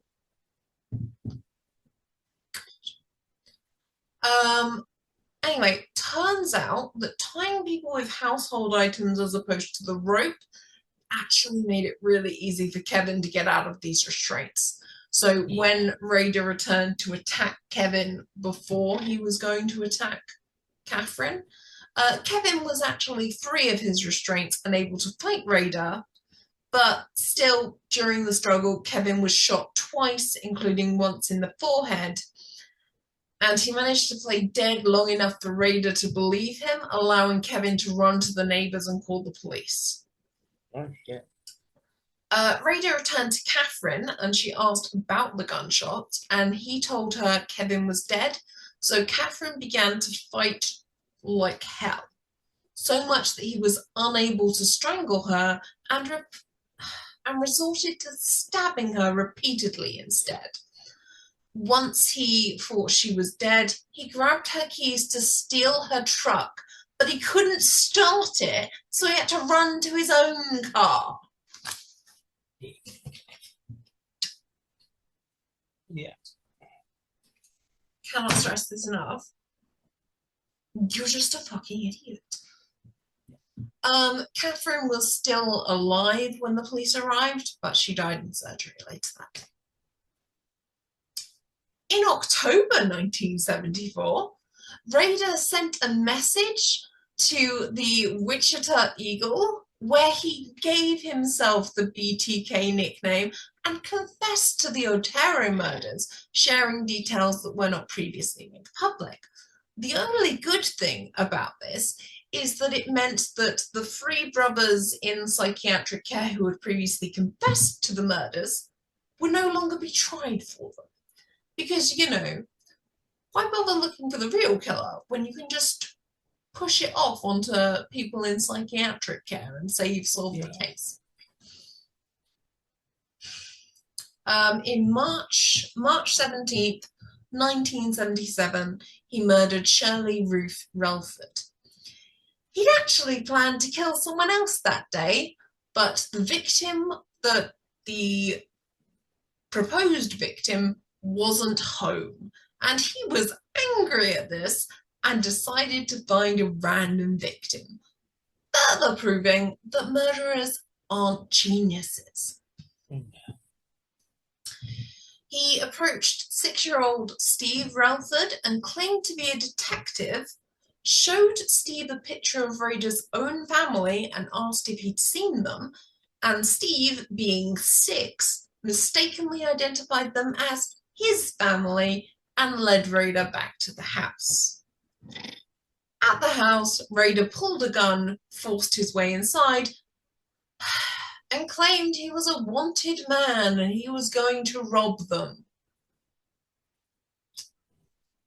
He tried to tie up the kids, but when this proved too difficult, he just forced them into the bathroom, giving them toys and food to keep them occupied. He forced Shirley to help him barricade the door so the kids can't get out. And I'm guessing she did this because she thought, hopefully this will prevent the kids from being hurt. Yeah. And once this maniac has just taken all the money he wants, I'll be able to let them out and they will be safe. Yeah.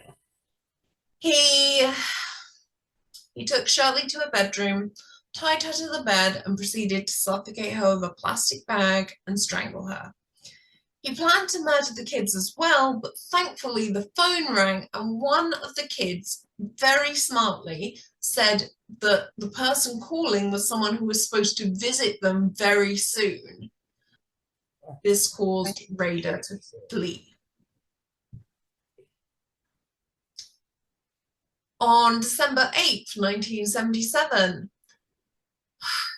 insufferable shithead Rader plotted to kill 25-year-old Nancy Jo Fox, naming his murder plan Project Fox Hunt.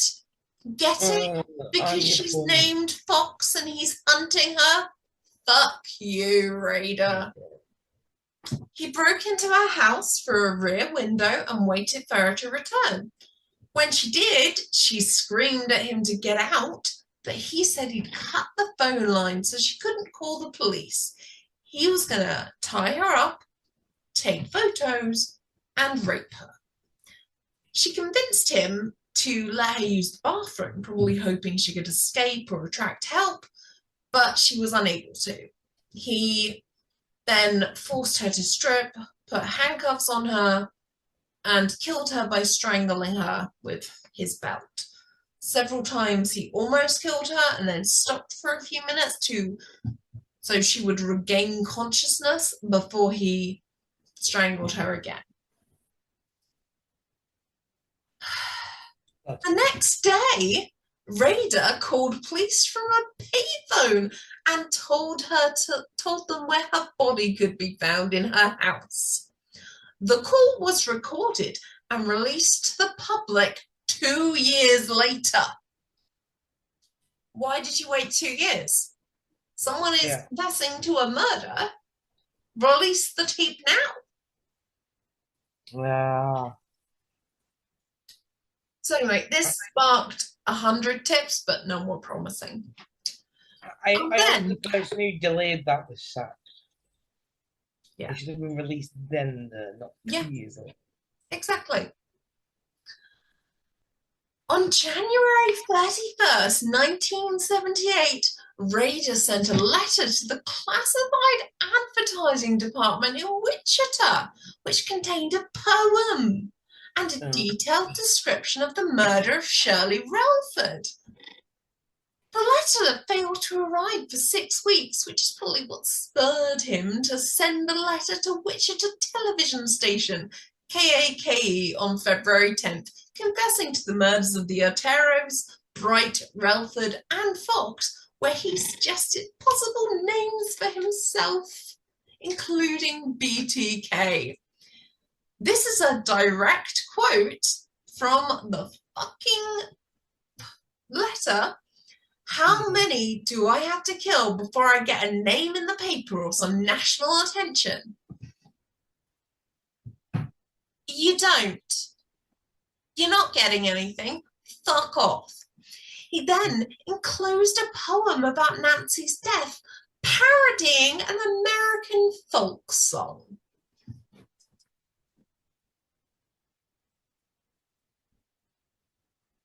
I have no words. You're about to have even less. He then claimed he was driven to kill by Factor X, a supernatural element he said motivated Jack the Ripper. You will be stunned to learn, Sarah, that I do not think this is true. I think that there's no such thing as Factor X. I think he is a cunt. I think he is a slimy piece of shit. And he didn't need any motivation. You know what he needs to do? He needs to take a long walk off a short pier. Yeah. The letter was traced to a copying machine at the Wichita State University Library, where Rader was a student at the time, but police were not able to track him down on that evidence alone. So what did the police do next, Sarah? I know. You're on the edge of your seat. Literally. So the police, knowing that Rader watched KAKE TV, attempted to get him to contact them using a subliminal message during one of the station's evening newscasts. A split-second screen of a drawing of glasses found at the Fox crime scene with the message, "Now call the chief." This didn't work, but weren't the 70s an odd time for police work? Okay. So now, in April 1979, Rader attempted to kill Anna Williams. He became obsessed with the 63-year-old, but she was able to survive by coming home much later than he expected, which irritated him because he was left waiting there for hours. Oh, what a shit. What a poor baby. Fucking loser. Anyway, the police suspected that the burglary that Anna reported after coming home and finding her place, in a bit of a state, they thought that it was related to the previous murders, but they couldn't prove it until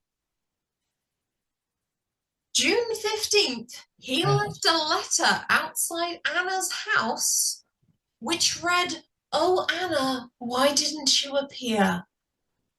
Followed by the BTK signature. He then also drew an image of a woman naked and tied up, as well as including 2 items stolen in the burglary, a scarf and 2 plastic clips in the package. So, just a second.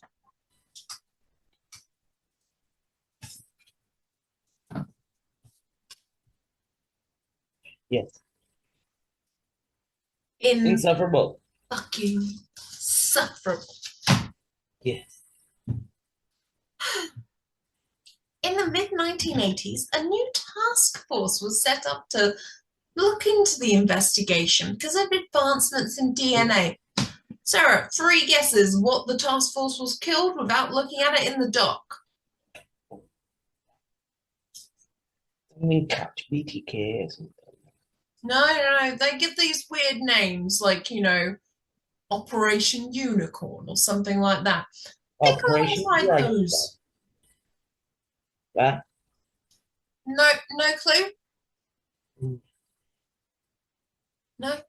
The task force was named Ghostbusters. The comedy film about ghosts that got released in 84? Are you fucking kidding me? Stop it. Are you gonna go? Not these guys. They didn't do a very good job. No. April 27th, 1985, the murder of Maureen Hedge.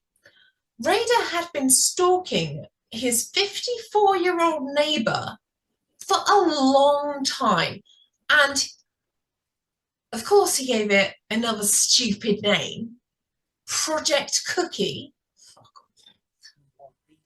It's not explained. I don't I don't She's care because I just think it's dumb. just an idiot. So he chose her because he wanted to see if he could get away with it, considering this is someone he knew, lived a few doors down from him, would recognize him if she was allowed to live. Yeah. He set up an alibi by attending a Cub Scouts outing because I mentioned earlier he was very involved in the Cub Scouts. Mm-hmm. But then, while at the Cub Scouts outing, he faked a headache because of all the rain. Mm-hmm. All right.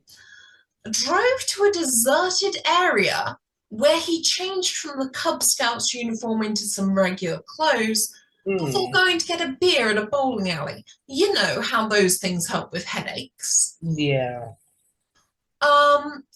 So anyway, I'm thinking, what was the point in establishing this alibi? The guys at the Cub Scouts are going to say he went home early, and the bowling alley guy might be like, yeah, I saw him. He came in here, ordered a beer, and then did something very fucking weird with it because he didn't drink that beer. No. He swished it around his mouth like mouthwash, splashed it on his face and clothes before calling a taxi, purposely slurring his words. I didn't actually do a very good impression of a drunk person. Yeah. But so he's calling a taxi, purposely slurring his words. Mm. And so he gets the taxi to like a couple of streets away from their street. If you're thinking, what's the point in all this? So am I. He cuts the phone line, breaks into Marine's house, hides in a closet until she returns home with her boyfriend, waits longer for the boyfriend to leave, waits until Marine gets in bed, and then he switches the fucking bedroom light on to wake her up and scare her shitless. Nice. She screams, but he subdues her, handcuffs her, and uses the ruse that he's just going to take photos and then he'll be on his way. Nope. Anyway, he doesn't do that. He strangles her, strips her body, steals her car to drive her body to the Christ Lutheran Church, for which he had the keys because he was a prominent figure in the church. I think it's church warden, but I'm not entirely sure. Wow. He then positions her body and takes pictures of her corpse before removing her body, taking it to a remote ditch and covering her in brush. Like, what was the point in taking to the church? I assume to desecrate a holy space with one of the, breaking at least one of the 10 Commandments. Yeah. For what the point is, I think we're just going to have to accept that we do not have the same brains as serial killers. So we're like, what the fuck is that about? But it's just because, we're not going to murder anyone. So our brains don't work like that.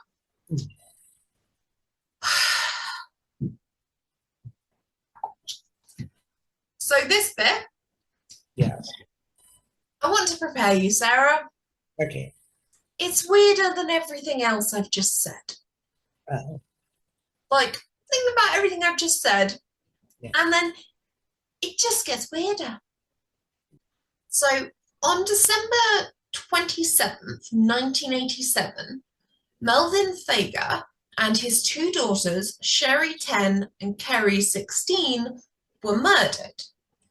Melvin was shot in the head, while Sherry, dressed in her pajamas, was tied up and drowned in their above-ground hot tub. Autopsy results show that Kerry survived for 8 more hours before being strangled and then her naked body placed in the hot tub. And if you're thinking, okay, well, that does seem to fit BTK's MO. Yeah.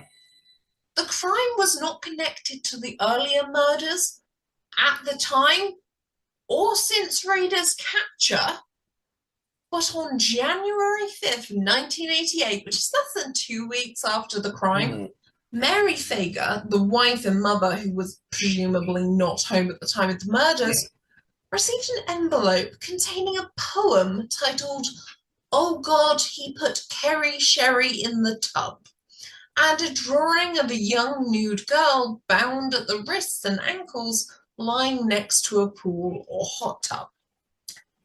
Now, Rader denies committing this crime, but says he just admired the person who did.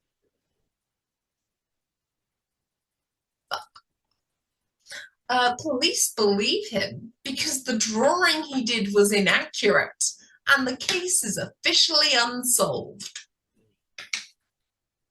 Now, if you want to hear from me, I think he probably did it. Like, what? Yeah. He did the drawing a bit wrong, so you don't think it's him? Yeah. I mean, strangling young girls is part of his MO. Strangling young women. Sending ridiculous letters. Yeah. Ugh. Hey, dear. Just 1 second, Sara. Yeah, I know. Oh, I messed up the timeline slightly by putting this one in the wrong place. Pretend you haven't heard the weird thing, and I'll tell you about this. September 16th, 1986. Vicky. Is a wee girl or something. I think so. A big girl. September 16th, 1986. Vicky Wiggle. Rader stalked Vicky, 28, after seeing her outside her home and hearing her play piano. He named the murder plot Project Piano.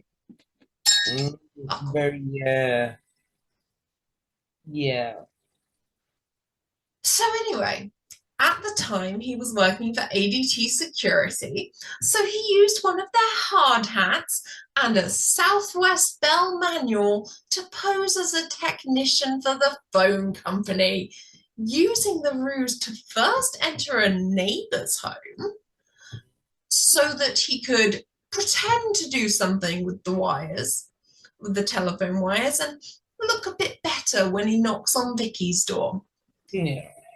So he pretends to do something with the phone and then brandishes a gun, forcing her into the bedroom. She says, "My husband's going to be home soon," and she breaks through when Rader ties her up. And she fights back, scratching him hard enough that when Rader is ultimately apprehended in the early 2000s, he says, "I probably still have the scar." Good. I'm sorry she didn't hurt you more. Yeah. The dogs start barking, which makes Rader nervous in case it attracts the attention of other people. Oh, yeah. Hey, mate, I thought you planned the crimes really carefully. You Yeah. didn't account for the dogs. He then... So he kills her and takes pictures, which he says were for sexual purposes. No one thinks there's anything else, dude. Absolutely no one is thinking you're taking pictures of a dead woman that you killed for any other reason than sexual gratification. He then flees in her car, passes her husband on his way out of the crime scene, dumps the car in a grocery store car park, drives back in his car, passing the house in time to see an ambulance on scene.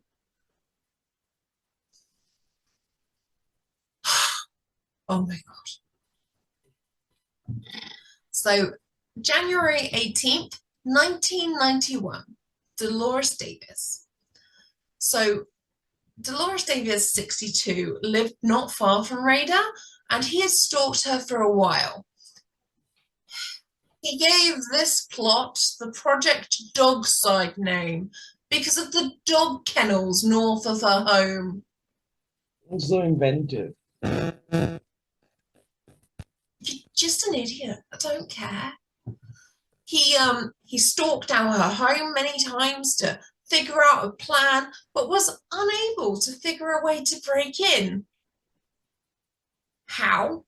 I don't see how you're breaking into so many houses, and now it's just, well, I couldn't possibly get through that. His brain, his singular brain cell wasn't looking like it. So again, he uses scout outing to give him an alibi, which he has done twice now, but specifically around the murders of people he lives near. Yeah. Which is just, I mean, it's an odd pattern. So the Trapper Scouts were having their annual Dead of Winter outing at Harvey County Park West. He goes there, he sets up camp, and then he makes up a story and leaves. He drives to his parents' house to change, and then drives to Park City Baptist Church, again, another church where he has a key. Stop giving this man so many keys. Yeah. Because of his Boy Scout duties. I'm not sure, like, why that would mean you have a key. Is it just because that they have the meeting in the church hall? Maybe. Who knows? Anyway, he leaves the church on foot, walks through wheat fields, and cuts through a cemetery to Davis's home. So I guess he's thinking, oh, well, people will see my car at the church and assume I'm there. Yeah. But, like, was his lie to get out of the scout meeting? Was that like, oh, sorry, guys, got to go to the church? Yeah.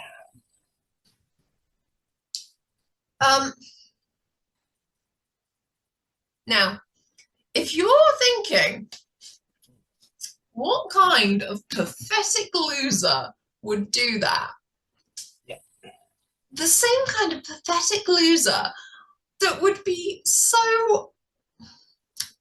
made so uncomfortable by the cold weather of a January night that the severe cold would cause him to break in through the window rather than trying to break in more quietly.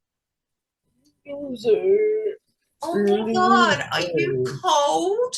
Oh, that's so sad. No one gives a shit. Absolutely fuck off. Yep. So it's like 10:30-ish when he gets there.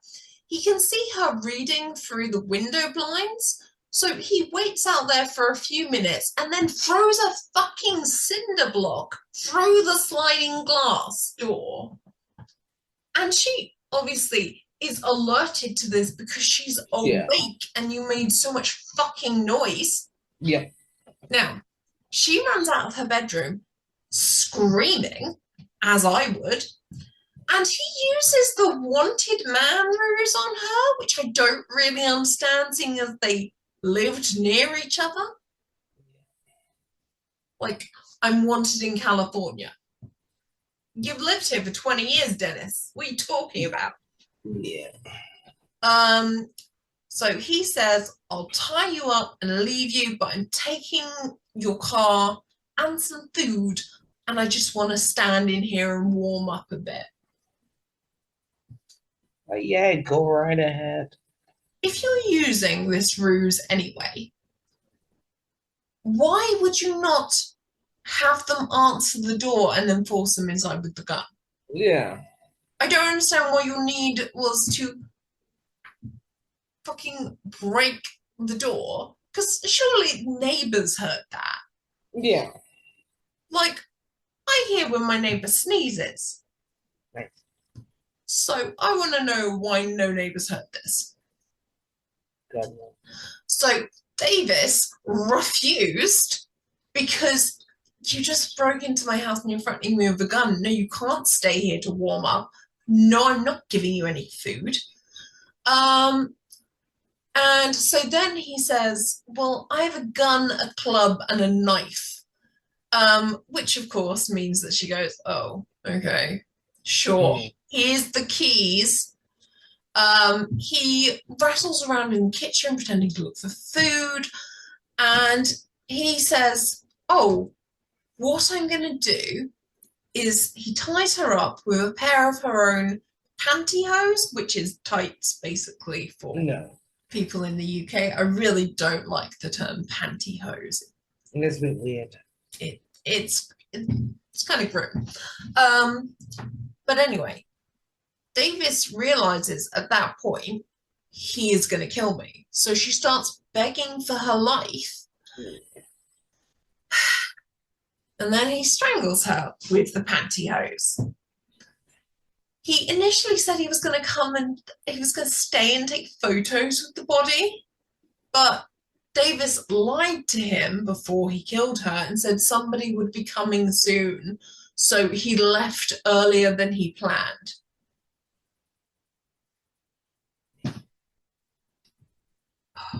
I'm just like, she's a fucking creep.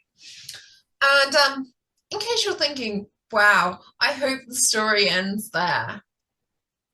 Doesn't. He used a bedspread to drag her body out to her car.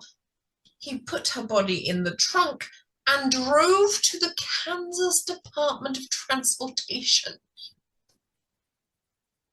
He dumped her body in the bushes, drove back to her home, threw her keys on the roof for some fucking reason. Like, I don't even get that. Like, you park the car, just throw the keys inside. I don't understand. And okay, so I actually skim read this part earlier. So the reason that he did that was because he read earlier the police had looked for the Otero's keys on the roof of their home. He then walked back to the Baptist church, picked up his car, and drove back to... Oh my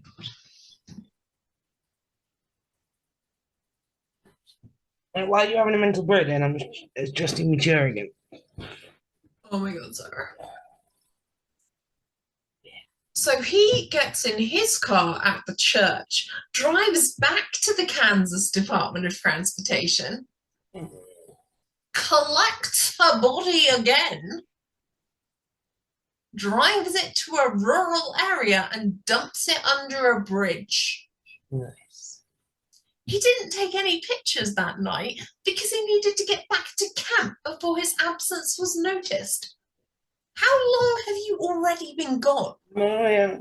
You've driven to your parents' house, changed, driven to the church, walked across wheat fields and a cemetery to get to this woman's house, broken in, murdered her, driven her body to the Kansas Department of Transportation, driven back to her house, walked back to the church to get your car, driven back to the Department of Transportation to collect her body, driven out to a rural area, and dumped her under a bridge.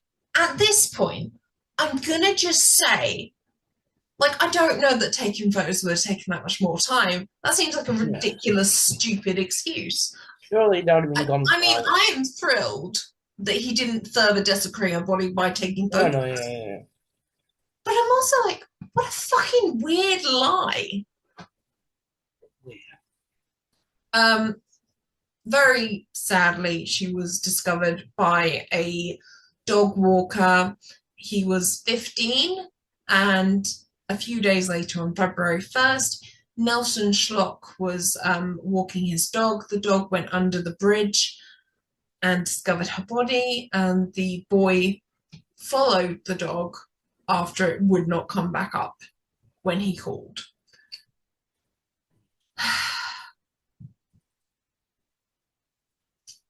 So that's just no words. So by the 1990s, as is stated in the episode, many detectives believed the killer was in prison for another crime, in a mental institution, dead, hopefully, or had possibly found a submissive partner who allowed him to act out his sexual fantasies on them. I'd just like to say, I don't think that this is a sexual fantasy sort of thing, because he's definitely, I do not think he's able to, in the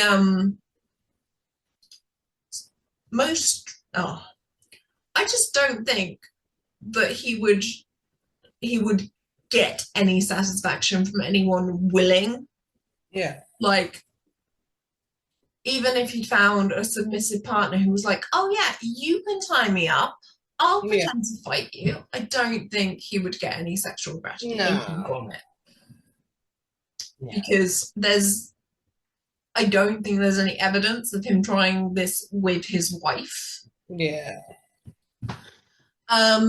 Former FBI agent Robert Ressler, who is probably one of the people that Max Ryan is based on, correctly assumed the killer was a graduate student in the criminal justice field.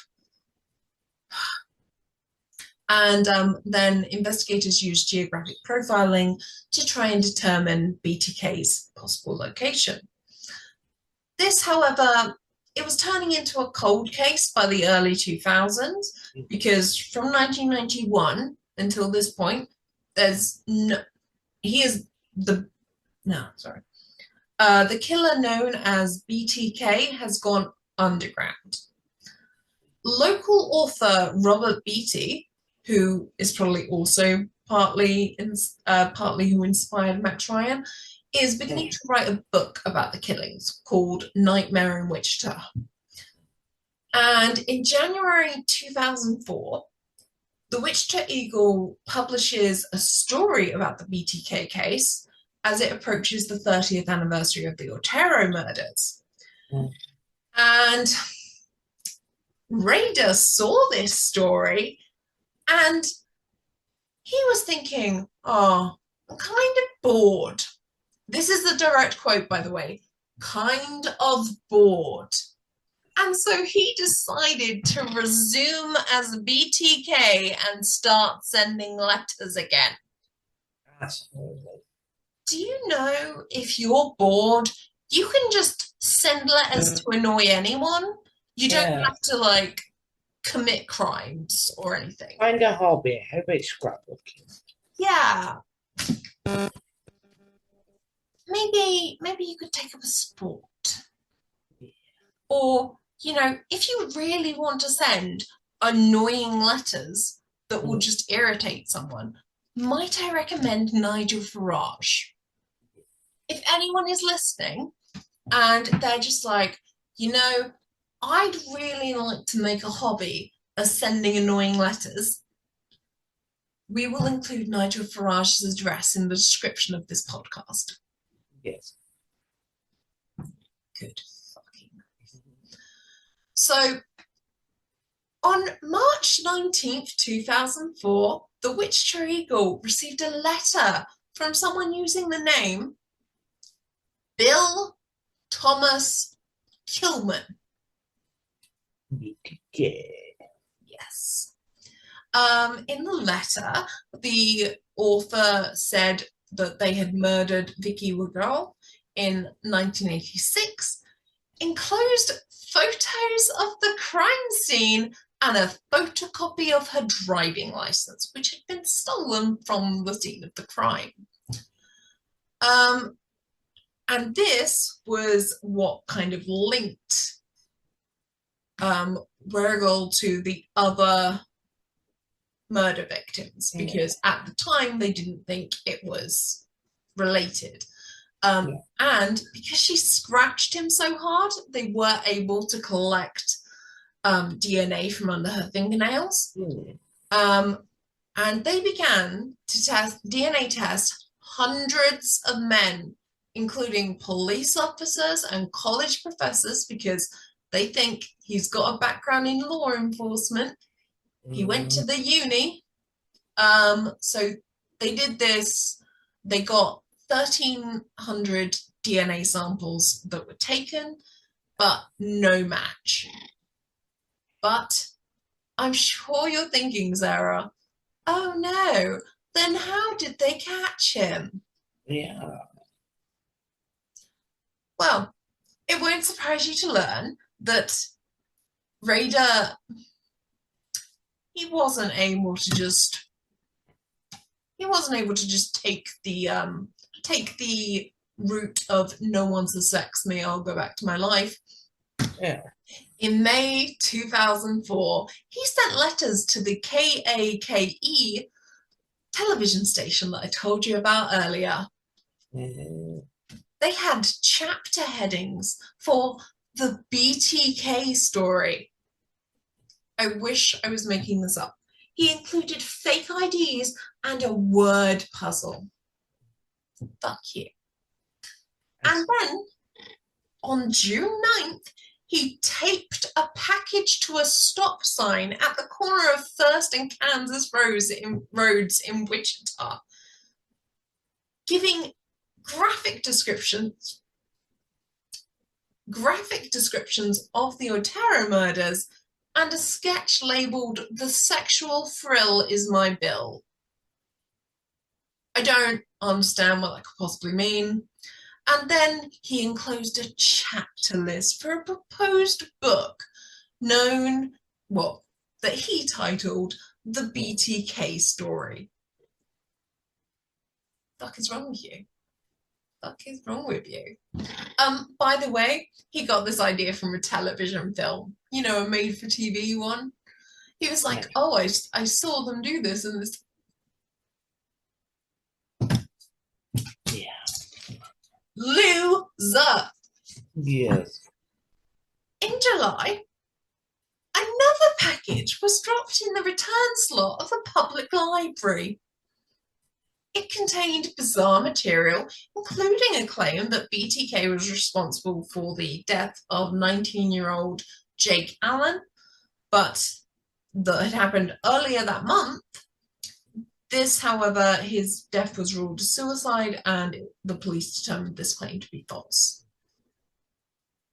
In these letters, it will not surprise you to learn that Rader revealed considerable information about himself, including his military background, fascination with trains. Now, he did try and sprinkle in some lies to, catch the police off their guard. He said he was born in 1939 and moved frequently as a child. So we're in October 2004. At this point in time, Rader is planning to kill again. He's set a date. He's stalking his intended victim. But he also drops off a manila envelope at a UPS box. It contained cards with images of children in bondage and a poem which threatened the life of lead investigator Lieutenant Ken Landwehr, and a false autobiography with many details about Rader's life. In December, Wichita police received another package, just in time for Christmas. This time it was found in Murdoch Park and contained the driver's license of Nancy Fox, which was also one of the things they noted was stolen from the crime scene, and a doll that was symbolically bound at the hands and feet and had a plastic bag over its head. Oh my God.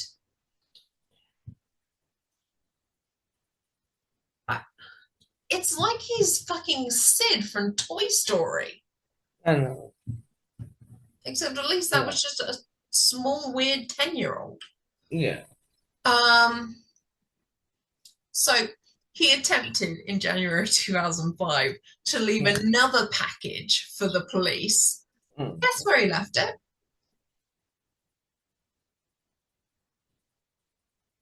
No? No guesses? The bed of a pickup truck in a Home Depot parking lot. Now, if you're thinking, well, that's weird, he also put it in a cereal box So the truck owner just looked at this cereal box that had been discarded in the back of his truck and just was like, oh, this must be some trash that's blown from somewhere, and threw it in the bin. It was later retrieved after Rader asked what had become of it. Surveillance tape saw him go into the parking lot as well, which means they got his car. So he's like, oh, hey, whatever happened to that box that I left behind in a parking lot in January? And they're like, oh, thanks for the details about where your car will be, and that we should look out for someone placing something in the back of a pickup truck. In February, he sent more postcards to KAKE. Another cereal box left at a rural location that contained another bound doll. At this point, find out who is going into toy shops and buying singular dolls. Yeah. Now, this is the bit you'll love, Sarah, because it is the funniest bit of this entire case. So he wants to taunt the police some more. So he writes to them and says, hey, I'd like to send you some more things about what I've done. If I put them on a floppy disk, could you trace that floppy disk or not? And the police put out a newspaper ad in the Wichita Eagle saying, hey, no, mate. Well, actually, they put Rex, it will be okay, which is a predetermined code. Yeah. But really, it was like, no, dude, completely. We wouldn't be able to trace you at all. There's no danger. Don't worry. Send us the floppy disk. Anyway, so he sent the floppy disk to Wichita station KSAS TV, enclosed a letter, a gold-covered necklace, and a photocopy of the cover of Rules of Prey, a 1989 novel about a serial killer. So first of all, just dumb. Yeah. Dumb. 100%. Do you think the police are going to tell you honestly if they can track you through something? No. Why would they? They're not fucking bound to tell the truth or their noses grow. This is not Pinocchio.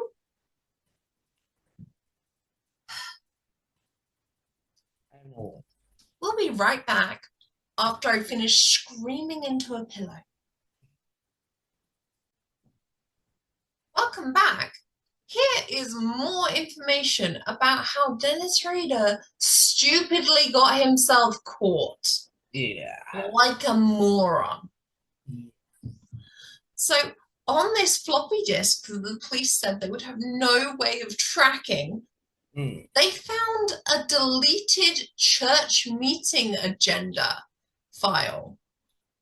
Like, he had written a church meeting agenda, had stored it on the floppy disk at some point, and then deleted it. But guess what? The police can recover it. Yeah. So, the meeting agenda obviously included the words Christ Lutheran Church, and someone called Dennis was the last person to edit the document. Now, it wasn't exactly hard to find a Dennis at that church because a relatively quick internet search found that he was president of the church council. And then they drove past the church, the police drove past the church and saw the fucking black Jeep Cherokee that they'd seen on the surveillance footage at the parking lot just outside the church. Now, this is circumstantial evidence.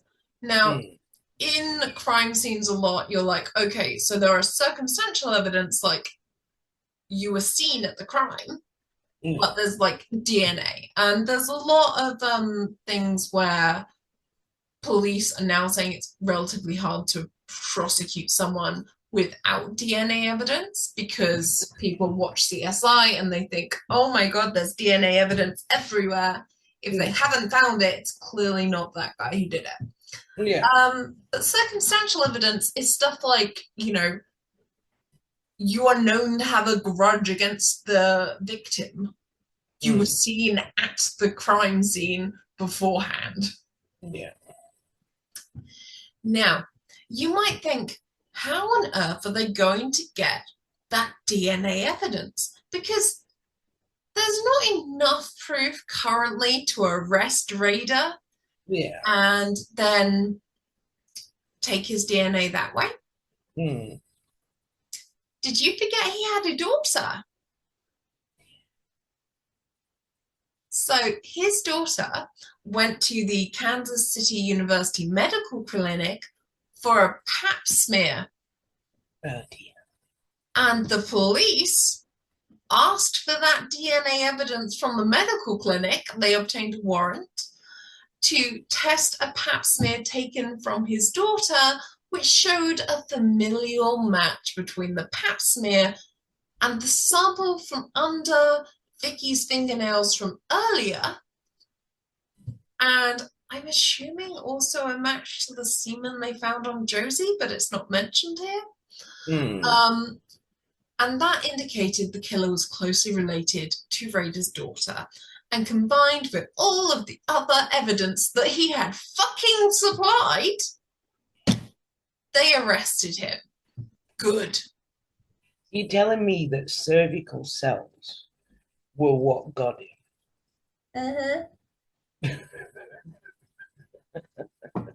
By the way, just a heads up for anyone that has a cervix, still go for your pap smears. Oh yeah, 100%.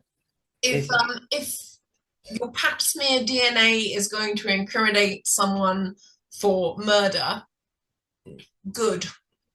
Yeah. Less murderers should be on the streets. Amen to that. So February 25th, 2005, you may remember over 30 years since the first murder. Yeah. Rader is arrested in Park City. An officer says, do you know why you're being arrested? And he goes, oh, I have suspicions why. Fuck off. Yes, you know what you did. So officers search his home and vehicle. They seize evidence like computer equipment, black pantyhose, which I don't know, stolen from a victim or possibly used to. Let's not get into it. Let's not open that thing. Then they also search Christ Lutheran Church, Rader's office, and the main branch of the Park City Library. I'm thinking this entire city was like, fucking hell. This entire city must have just been like, what on earth? And the next morning, Wichita Police Chief Norman Williams announced the bottom line, BTK is arrested. Now, Rader asked about the death penalty or what his sentence might be. Now, Rader wanted to know whether he'd be put in a special section of the prison or among the loonies in the general population. Pretty fucking arrogant that you think you deserve a special position in the prison. And at one point, right, so he's got a cup, right? And I'm assuming that this is some kind of DNA evidence cup. Yeah. Because he tells the officer who's going to put it in, who's going to label it and put it in the refrigerator, put BTK on the top rather than my name. No, shut up. Absolutely belly. On February 28, 2005, Rader was charged with 10 counts of first-degree murder. Shortly afterwards, the Associated Press cited an anonymous source which said that Rader had confessed to other murders in addition to the ones that he'd been connected with, but the Sedgwick County District Attorney denied this story and refused to say whether Rader had made any confessions or if investigators were looking into his possible involvement in more crimes. I'll be honest, I think he did it. I don't know what it is, but I think he did Yeah. it. So his bail was set at $10 million. Oh, and you might be thinking, what about his wife and kids? His wife immediately, the day after he was arrested, went straight down to the courthouse and was like, I need to divorce this man. Yeah. And she was literally granted that divorce so fast. So most of the time there's like a waiting period. Yeah. And they literally went, no, we completely agree. We see why you would not want to be married to this man. Yeah. And so his wife and kids have always said that they had no knowledge of the crimes. His wife and his son moved to a different part of Kansas following his arrest and changed their last name so that they are not associated with him anymore. Because obviously. Yeah. His daughter has kept her name, and she actually she wrote a book about being his daughter, but we'll get onto that a bit later. I think there's a thing on Netflix as well, I'm sure there is. Probably, yeah. About her, I think. All right. So anyway, Radar's bail set at $10 million. A public defender was appointed to represent him. I don't know why I said that so sarcastically. That's a fairly normal thing that happens. Just so pissed off at him. And then he didn't want to speak at his arraignment, so the judge entered not guilty pleas in on his behalf. Why is your lawyer not doing that? No, yeah. Whatever. Doesn't matter. No. June 27th, the scheduled trial date, he changes his plea to guilty, describes the murders, which he refers to as projects again, and made no apologies. Good. I wouldn't believe you if you did. He was sentenced on August 18th. Some victims' families made statement, after which Rader gave a 30-minute rambling apology. The prosecutor likened this to an Oscars acceptance speech because he was just going, no one cares. No one wants to hear you talk. Shut up. Shut up. His statement has been described as an example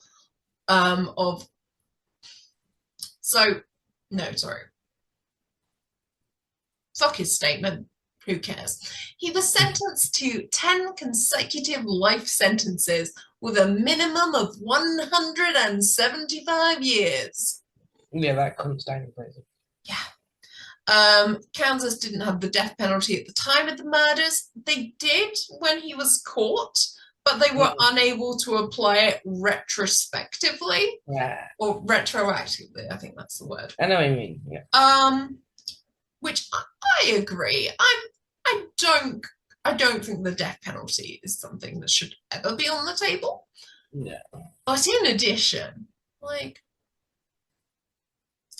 I'd like to say that I hope the matter of him still being alive was taken care of in prison, but it is not. He is still alive as of date of recording. Oh, actually, I haven't checked. Maybe he is dead. I'm sure I would have heard that, but let's just do a Google. He'd be 80 now, so he is 80. Could still be alive. He is 80, and I'm not seeing anything about his death. So still alive. Yeah, still alive. Sad, isn't it? Not really. It's sad that he's still alive. I'd kind of like him to have died. Well, yeah. You know, Emma, and Googling whether the murderer is dead so that we can celebrate on camera. So anyway.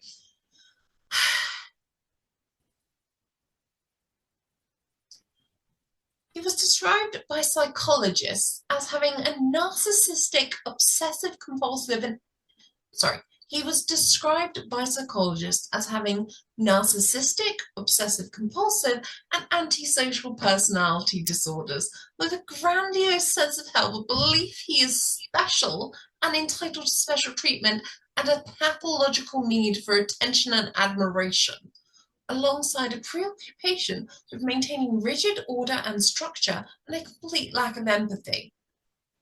Or in simpler terms, he's a cunt. Yeah. I have to say, I don't really care. There are many people who have OCD or antisocial personality disorder, or the actual diagnosed narcissistic disorder.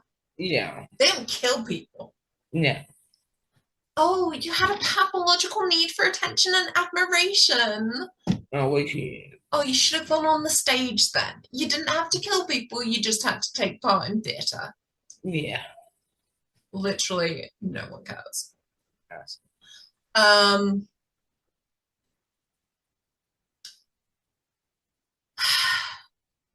So, on that note, Sarah, shall we move on to what would Penelope Garcia do? We shall.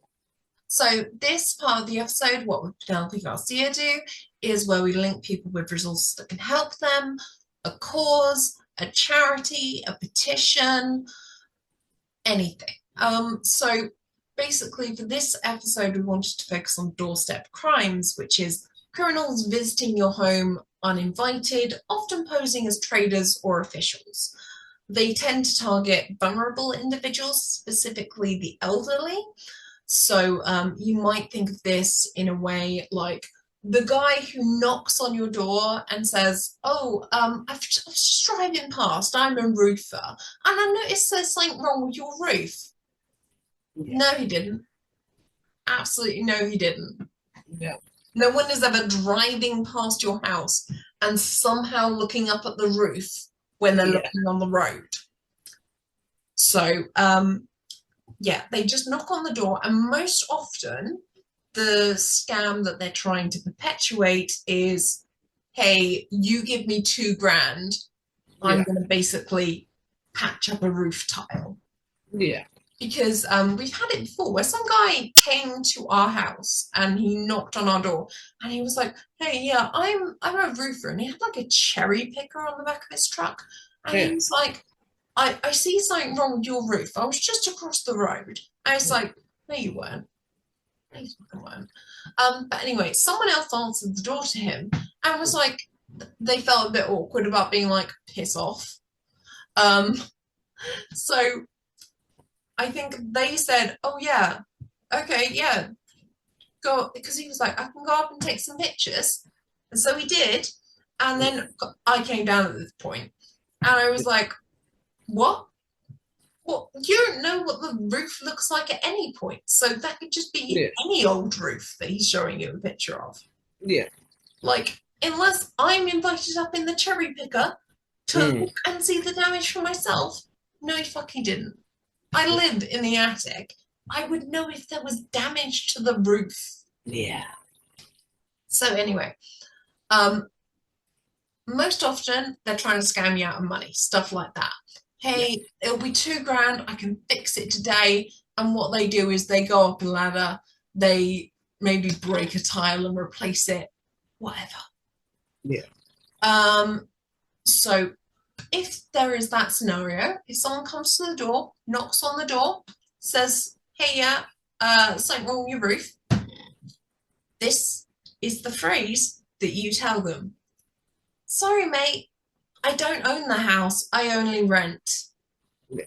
No, my landlord doesn't like me giving out his number. Yeah, no, if you give me one of your cards, I'm very happy to pass it on to my landlord.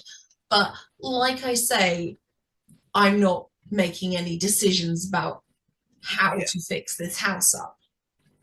If you own the house, tell them you rent. It doesn't matter. But what are they going to do? Accuse you of lying about having a landlord? That would be an odd thing. So you can just take their business card and then you can contact a proper professional, perhaps through Checker Trade. This is not sponsored content, and actually, No. I'm not even sure. I'll be honest, I'm not even sure how reliable Checker Trade is, but find a friend or a neighbor who's had some work done. If you're confident with going up a ladder to assess whether there's any damage, go up yourself. Take precautions, have someone there holding the ladder. Yeah. But don't just go, oh yeah, sure, here's $2,000 that I'm just going to transfer into your account. You're never going to see that guy again. Yeah. So, anyone comes to the door, says there's anything wrong with your house, even if they're like, oh, could be a bit of a worry. What if one of the tiles fell off and hit someone? Then you'd be liable. I'm sorry, my landlord will deal with that. Yeah. So I'll take your card and give it to him. No, he won't give his number out. If I give his number out, he's just likely to kick me out of the house. Yeah. Whatever you have to say to get that person to go away. No reliable contractor is going to come up to your door and be like, hey, there's something wrong. They're not going to do that. Yeah. I just don't have any scenario in my head where that has actually happened. No. Okay, so Sarah, now that I've done that, Yes. want to go on to the UK? Yes, I shall. So in the UK, there's a website called friendsagainstscams.org.uk. On this website, there's information on common tactics used by scammers and tips on how to prevent criminals and protect yourselves and your loved ones. To report cases in England, Wales, and Northern Ireland, you can contact Action Fraud on 0300 123 2040. You can also report online at actionfraud.police.uk. In Scotland, however, to report any cases, contact Police Scotland at 101. And Emma, have you got anything for the US? Yeah, so Caltech, which is the California Institute of Technology, at least I think. I haven't actually looked up the name. They have a document that I will include in the description of the podcast, which has general precautions for personal safety, and it tells you about how to prevent as much as possible becoming a victim of crime. For instance,